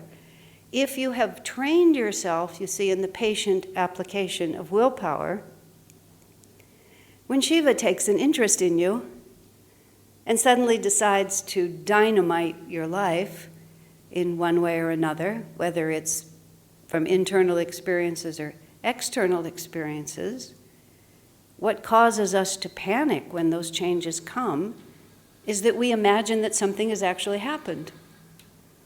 My husband taught me a very good lesson when I very first met him. He has a temperament that is different than mine. I've, by the grace of God, moved more into his temperament, which is one of the advantages that can happen if you know people well. But I was a creative type, and I was very good in the creative period and very impatient as soon as it was over. And his point of view was, everything is energy. Just as simple as that. Everything is energy. He said, and whether the energy is going this way or this way or this way or this way, everything is Om. It's all different aspects of Om, and it all weaves together to make the whole. And so every morning you wake up and you look at what's in front of you. And you can divide it up into all sorts of things, or you can just say, I'll just put out energy today. Once I dragged him to an astrologer who wasn't very good, as it happened anyway. But when we walked out, he turned to me, and in his sweet way, he said, let's not waste money on this sort of thing anymore. And then he said, what difference would it make? He said, I get up in the morning, I do the best I can do. He said, I'm not going to behave differently just because I have other information in my head. Me, I like to know lots of stuff. But for him, it's all energy. So if things are succeeding and what's the energy required is very creative and exciting, that's great. If you're in the dull middle of every project, or if your temperament and your responsibility is just to keep everything in balance, then it's just energy. I just keep it in balance. If what I have to go through now is deep disappointment in myself or my circumstances, if everything has not turned out the way I want, I just get up in the morning and do the best I can do. What we have to understand about this third aspect of Om, which is the third aspect of creation, nothing stays the same. It's so self-evident, and yet we are so blinded to it. It's just the most remarkable thing to me, and I watch it in myself, how much we try to make things stay the way they are, and how deeply we want our point of view to be enforced on the universe. And of course, the patient application of willpower and acting with the Brahma energy is part of it, but sometimes change is the creative response. Sometimes change is even the sustaining response. I started with the story of that man whose life was just suddenly ended with 2 weeks' notice. You know, what was he really relying upon? I went through a project with Swami Kriyananda. It was in 1982. Our community of Ananda is set in the middle of a rural area, Ananda village. And our neighbors were not supportive of what we were trying to do. And so every time we wanted to build or change our plans, there would be a big outcry from the neighbors, and then everybody would have to go before the county authorities. There would be big arguments back and forth. It was exhausting, and it also made it difficult to go forward. So we researched California law and found out that the only legal entity that has control over its own land use is a California city.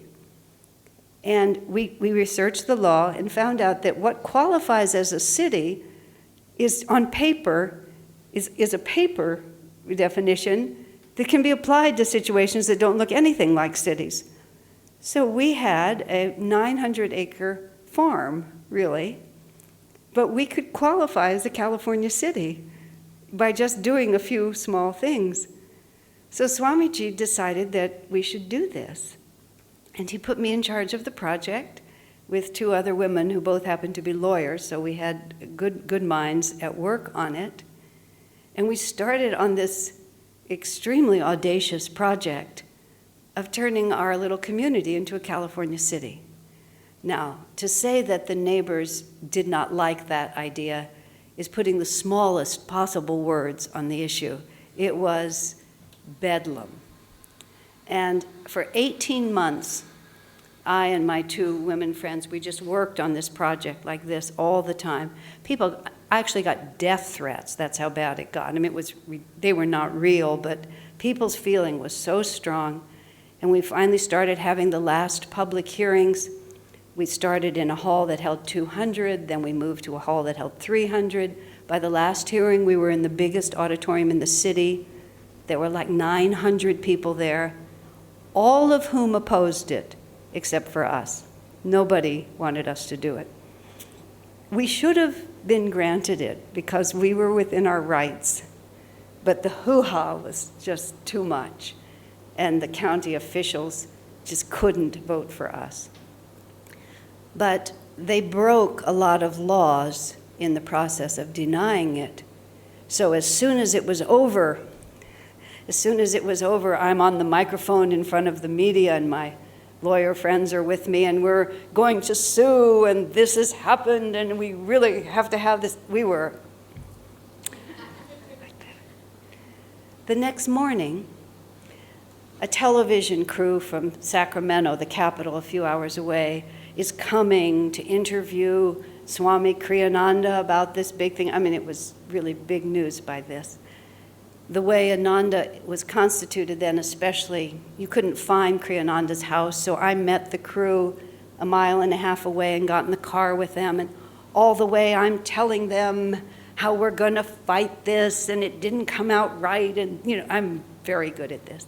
So we get up to Swami's, and I come in, and Swami says to the crew, he says, if you'll give me just 5 unbroken minutes, I have an announcement to make.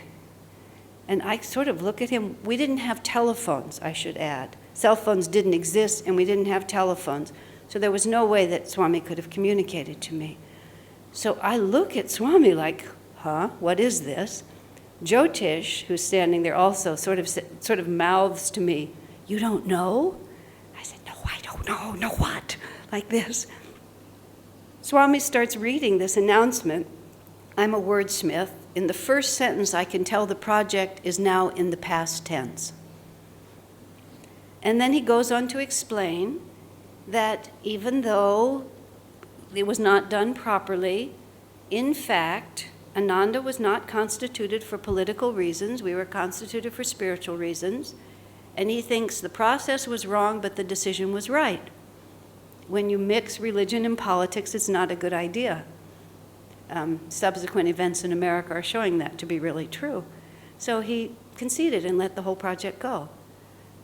A second later, the newsman put the microphone in front of me, and I have to say, why, yes, of course, this is absolutely the right idea. And then I go all the way back down the hill, explaining to them like, yes, when you consider it, this is... Then as soon as I wave goodbye, I get back in the car, I go back up the hill, I go knock on Swami's door. What? What is this? For 18 months, day and night, this is all that I had done. Just total, because there was so much force, we had to fight so hard. He said, well, I was meditating this morning, he said, and I held the project up to the light, and I clearly felt Master say, no, you've done enough.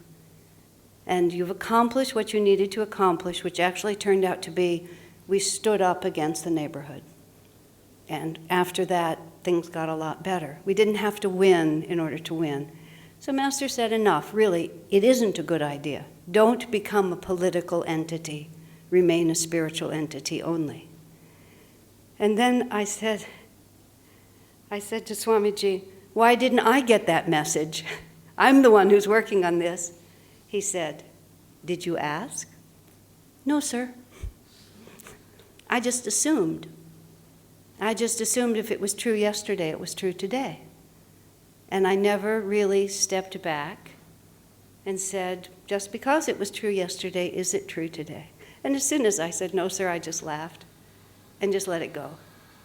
Now then I had this wonderful, it was one of the most marvelous Shiva experiences I've ever had, because Swamiji just took it away from me like that, without so much as a what do you think? It was just gone, and I completely trusted him. Plus, I actually thought he was right when I stood back enough. So then I had to ask myself, this is what Shiva is about, what am I committed to? Swamiji had asked me to take on the project. The project suited me, and I enjoyed it. It was interesting. It taught me a great deal. It was lots of fun. It was also a really good idea for a while. But what was I attached to? And I realized I was attached to doing what I felt God wanted me to do, which in my life has been a lot of what Swamiji has asked me to do. Not that I'm mindlessly obedient, but what Swami asks me to do when I feel it inside myself has always been what I have felt was also right. But what I'm attached to is doing what's right and what God wants. And if He shifts that, why would I cling? Why would I cling for even a heartbeat? What am I really attached to? And that particular cycle, what happened after that was I got very sick.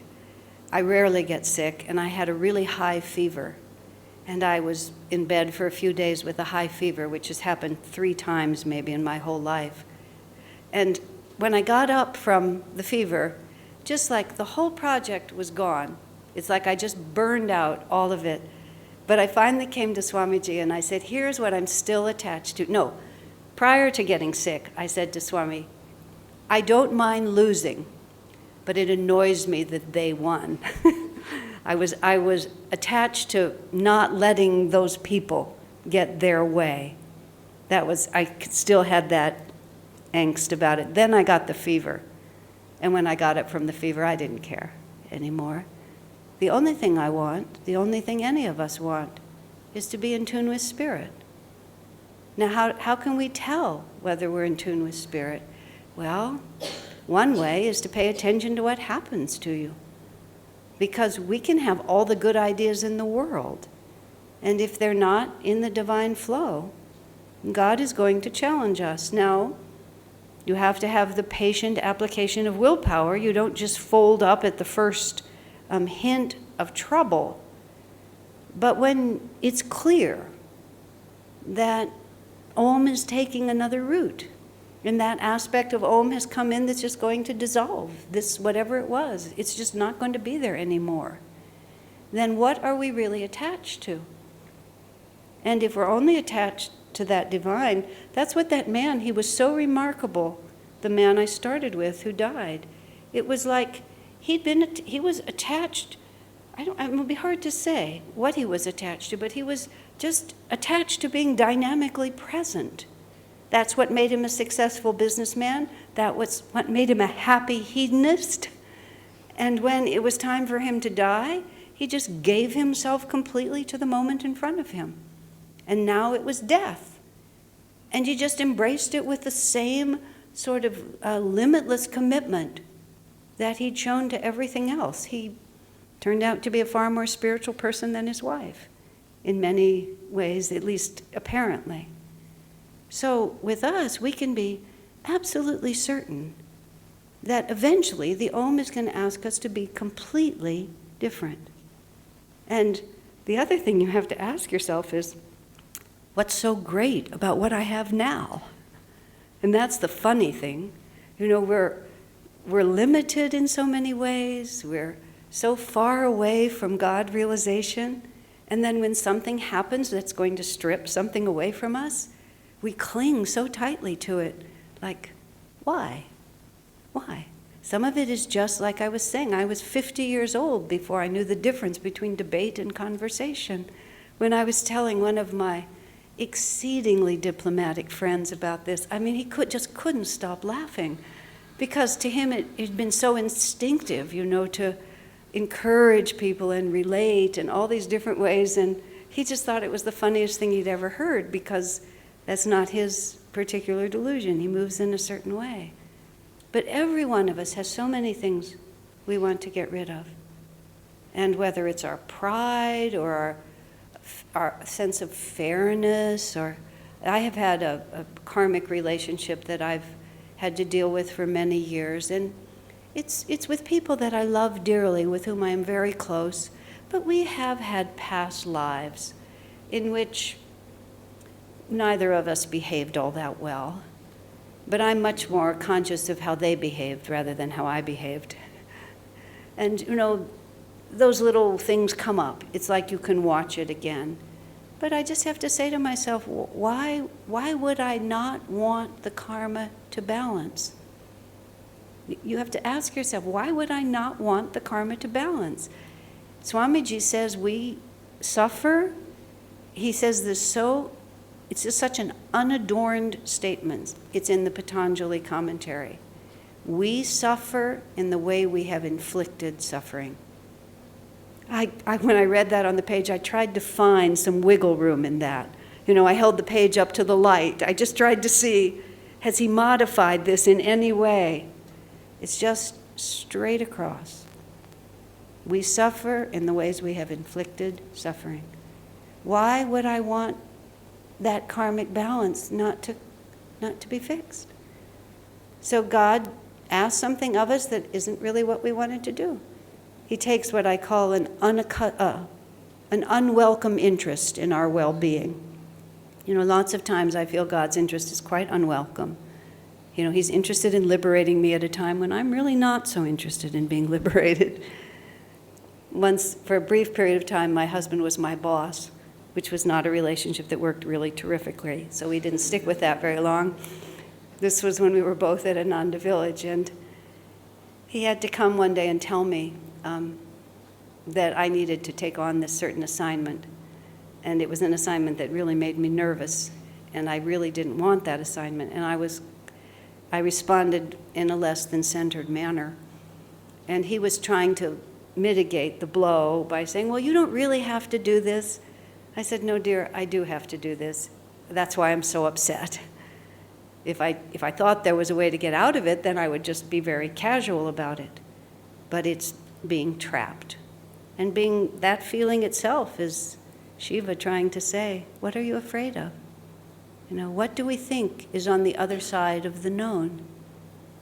It's just, and then you see everything, all of it, everything that I've said, all comes down to this flow of faith. Do I really think that I'm the only one here and that I'm really running this? I'm asked repeatedly about free will, to the point where I've become quite impatient with the question. I'm trying to master myself on this one. But I actually finally heard one of the answers that Swami gave that I think is really the answer. Try to separate any aspect of your life from the entire fabric of creation. I wrote a letter to a friend, like, what did you have for breakfast this morning? Why was that food in your refrigerator? When did you buy it? Where did you buy it? Who delivered it to the store? Where did the store get it from? Why did the farmer grow it? How did that farmer happen to be on that farm? Who were his parents? When did they get that particular farm? And then why is it that how much time you have to choose this ready-made cereal instead of this egg that you would have made? Somebody else is calling you. The metro leaves at a certain time. How are you going to separate the breakfast bowl that you had this morning from the entire fabric of the universe? Swamiji has said everything is predetermined. You'll go to your closet and pick a particular shirt, and there's just no other shirt that you could have picked at that particular point, because all these forces are combining to make it just so. So the free will that we have is not to break the fabric of the universe. How could we possibly do that? But the free will we have is very simple. We either turn with receptivity to the flow of God's grace in our life, or we turn away from it. We either stand in the middle of that interrelated flow in which everything is connected and is happening in the only way it can, and have a temper tantrum about it, or else we say, my, this is interesting. Look at this. I had some experiences in the last couple of months in which I thought people were treating me just slightly unfairly. And afterwards I realized at one point that many, many years ago I had treated those same people in a way that they thought was unfair, and I had forgotten about it. And I thought, perfect. The decision wasn't really reasonable in a certain sense, but it was also perfectly reasonable because there was a karmic debt to be paid. Why would I not be happy to have that karmic debt paid? That's what Shiva's doing for us. He's always balancing it. He's saying, this is over, this has to start. This isn't going to come out the way you wanted. It's going to come out another way. Just rise above it. Use your Brahma energy to create a new reality. Use your Vishnu energy to just persevere with the patient application of willpower so that when Shiva comes, you can say, just take it away. I stood once at Deva Prayag, I think it's called, on the way up to Jyotirmath. We were going up to Badrinath. And you go down, down, down, and you stand right where these two rivers come together. I mean, well, of course, that's what it is. I mean, those spots are beyond imagination of expectancy. There's so much power there. And I love India. In America, you wouldn't be able to get within 50 yards of the edge. In India, you can just walk right to the edge. Nobody's afraid of being sued. We just walk right to the edge. So I'm standing there, and it's like, I'm not suicidal on any level, but it was so obvious to me that if I just put my foot into that river, gone. Just the whole incarnation would just end like that. And I didn't want to, and I knew there would be extreme consternation behind me if I did that. But it was such a liberating thought that it can just be over. It's just, everything is so temporary. And from the point of view of the river, I could step into it and my body could be used up, and the river wouldn't even notice. Just wouldn't even notice. And it's so freeing, really, to just see our little lives in that context. I was remembering, Swami says that Master said once, trying to get us to be more impersonal, Swami said that Master went like this: God eats people. And then Master went, oh, blah, blah, blah, blah, blah, blah, blah, blah, like that. We think of a great guru. Blah, blah, blah, blah. It was just eating people. And so when we get so precious about the little tiny things of our lives, just throw yourself into that river and realize it doesn't make any difference. The only thing that endures is our connection with God. The only choice we have is our connection with God. Just make that ironclad in your life, and everything else will take care of itself. So, God bless you.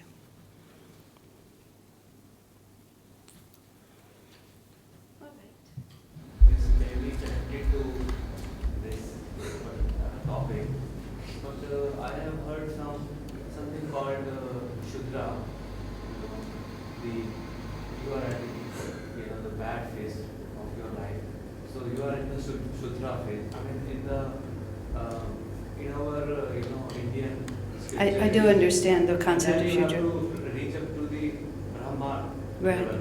So is it something related to the text you explained Of the Brahma Vishnu?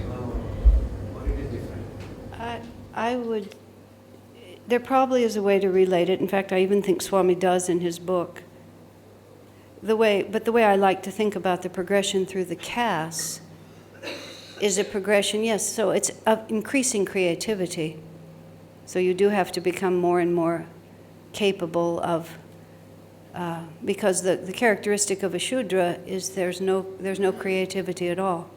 No thoughts occur to them that are outside of the self-evident. The Vaishya caste begins to use its willpower and its creativity for selfish purposes, but that's better than not using it. The Kshatriya uses its creative willpower and energy for the service of others, which is progress, and the Brahmin uses it only to tune into God. So in a sense, actually, all three are applicable at all times, but the Shudra is, yes, beneath the Brahmin level. Hasn't really risen to it yet. Yeah.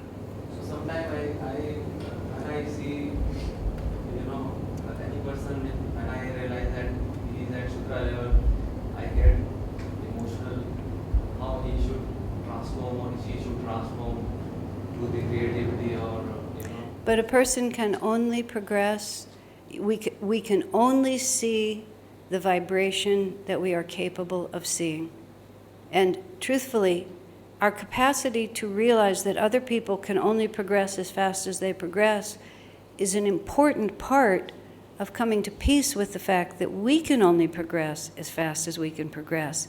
And in fact, too much agitation about others is usually a sign of unresolved agitation about oneself. And all of us have within us all four of those states of consciousness. The spectrum moves up until we're entirely free. But it's all about being at peace with the fact that there is a divine flow and it is going somewhere and it does have a happy ending, but now we all just have to play our parts as best we can. And only, I think the solution would be that the patience. The right time Exactly. is going to come for anyone.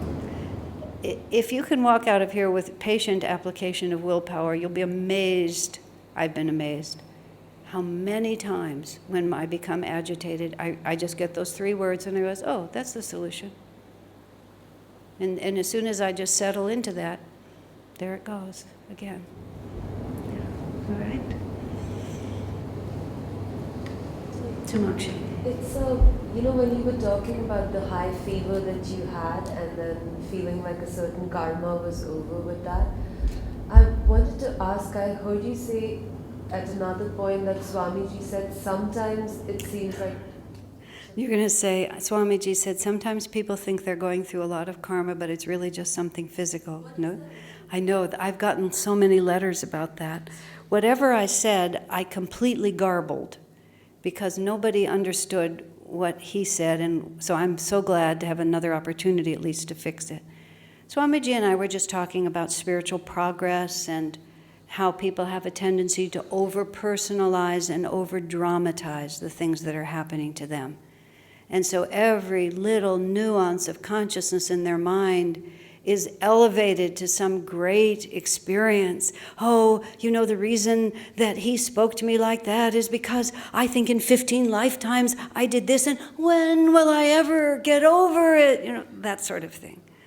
So Swami was trying to say, sometimes you have a little indigestion and it's made your brain foggy.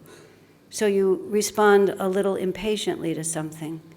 It's just because you have a little indigestion and your brain is foggy. It's not because all of your karma is crescendoing in this particular moment. So the phrase he said was, sometimes people think it's really big karma, but it's just something physical. That's what he meant. He didn't mean that we never work out karma by physical means or that illnesses do not have greater significance. He was really saying, don't exaggerate every little wave of change inside of you, because sometimes it really doesn't mean anything. It's just the fact that we live in physical bodies and we have biorhythms and we're allergic to some of what we eat, or we're dehydrated, and it doesn't mean anything more than that. Okay, thank you for asking. I think I've hardly ever had such an onslaught of misunderstanding, thank God. Now I have to publish what I just said to you everywhere so the letters will stop. Because everybody's now afraid that everything they thought they had worked out, they didn't. Okay. Yes. One more thing. I also wanted to ask about this idea of doing the best you can do. Yes. Sometimes it's not clear what that means, because your mind tells you, oh, you can do better, or here's a solution, and your willpower is not able to catch up to that, or you're emotionally not in a place, you're not sure, am I indulging myself, or can I genuinely not bring my energy up there at this moment? What's a good gauge? That's a very, the answer to that, at least I'll speak from my own experience, is really quite subtle, which is, if you're really working, if we're talking about any kind of job, and you're working sincerely, in a sense of relationship to the divine, you feel really comfortable with what you've done. And all of that self-analysis and self-doubt just doesn't enter the picture. And the mere fact of all that analysis and self-doubt is usually in itself proof that you need to just put all that aside. because that is not how truth is arrived at, by weighing this against this and doubting this against that and measuring yourself against this. That's just this endless circle of just thinking. Whereas if you really have worked with sincerity and goodness, you just know that you've done the best you can. And if you have another good idea, maybe you should do it, but your common sense begins to tell you. You don't get so sucked into just all these theoretical possibilities. Somehow, there's a point at which you just begin to relax and realize it was okay. And if it was not as good as I could have done, next time I'll do better. But if I could have done it better, I would have done it better. The problem is not the question you're asking. The problem is the loop in the mind that causes you to continually ask the question. That's what has to be broken back into more of an intuitive flow. You're a creative person, so you know the difference. And the difference is just get back into that flow, and then it'll be obvious. And if you're not in that flow, there's no point in, nothing good's going to come anyway from that. I don't know if that really answers it or not, but I think that is. Because I used to worry like that all the time, and then one day I just stopped. And I realized I stopped because I had just relaxed into a flow of energy. And when I was in a relaxed flow of energy, when I suddenly moved out of that, I could see that was the problem. You see the difference? I hope that helps. It's a great freedom when it works, finally. Yes, sir. When we say who I am, I'm confused. What is I? That is mind or soul? And when we say, if I'll say, presume, as per the scriptures, that I am a soul, then soul is pure energy. And that energy is working through the mind. Rather, mind is being working as per the because of this energy. Then this is being pure energy. Then how the impurities come in the mind or soul? It is confusing. What is the relationship between mind and soul? This is how Master described it, which is, I think, is a really good answer. He said, every level of reality exists on its own level. So there can be the pure level of complete union with the spirit. There can be the delusion that enters the mind, that I am identified with the body and with the ego and acting in this way. And they can all exist at the same time, and it just depends on what level of reality you're tuned into. As Master said, if you're having a dream, and in your dream head hits a dream wall, then you will have a dream pain. And as long as you're in that dream, it will really be happening. And then Master went further to say, you have to be able to relate appropriately to every level of reality. So when you are responding with the I being connected to fluctuating realities that are not eternal, if you are relating to them as if they were there, you have to relate appropriately to that level. And when you no longer perceive at that level, it won't be a question for you. But as long as you're experiencing it, you have to relate to it. And that's the clearest I can say about how they can all be happening at the same time. For me, they're not. This is what's happening, and I have to learn to be here. I can't escape from this level by pretending it's not there because I'm living on it.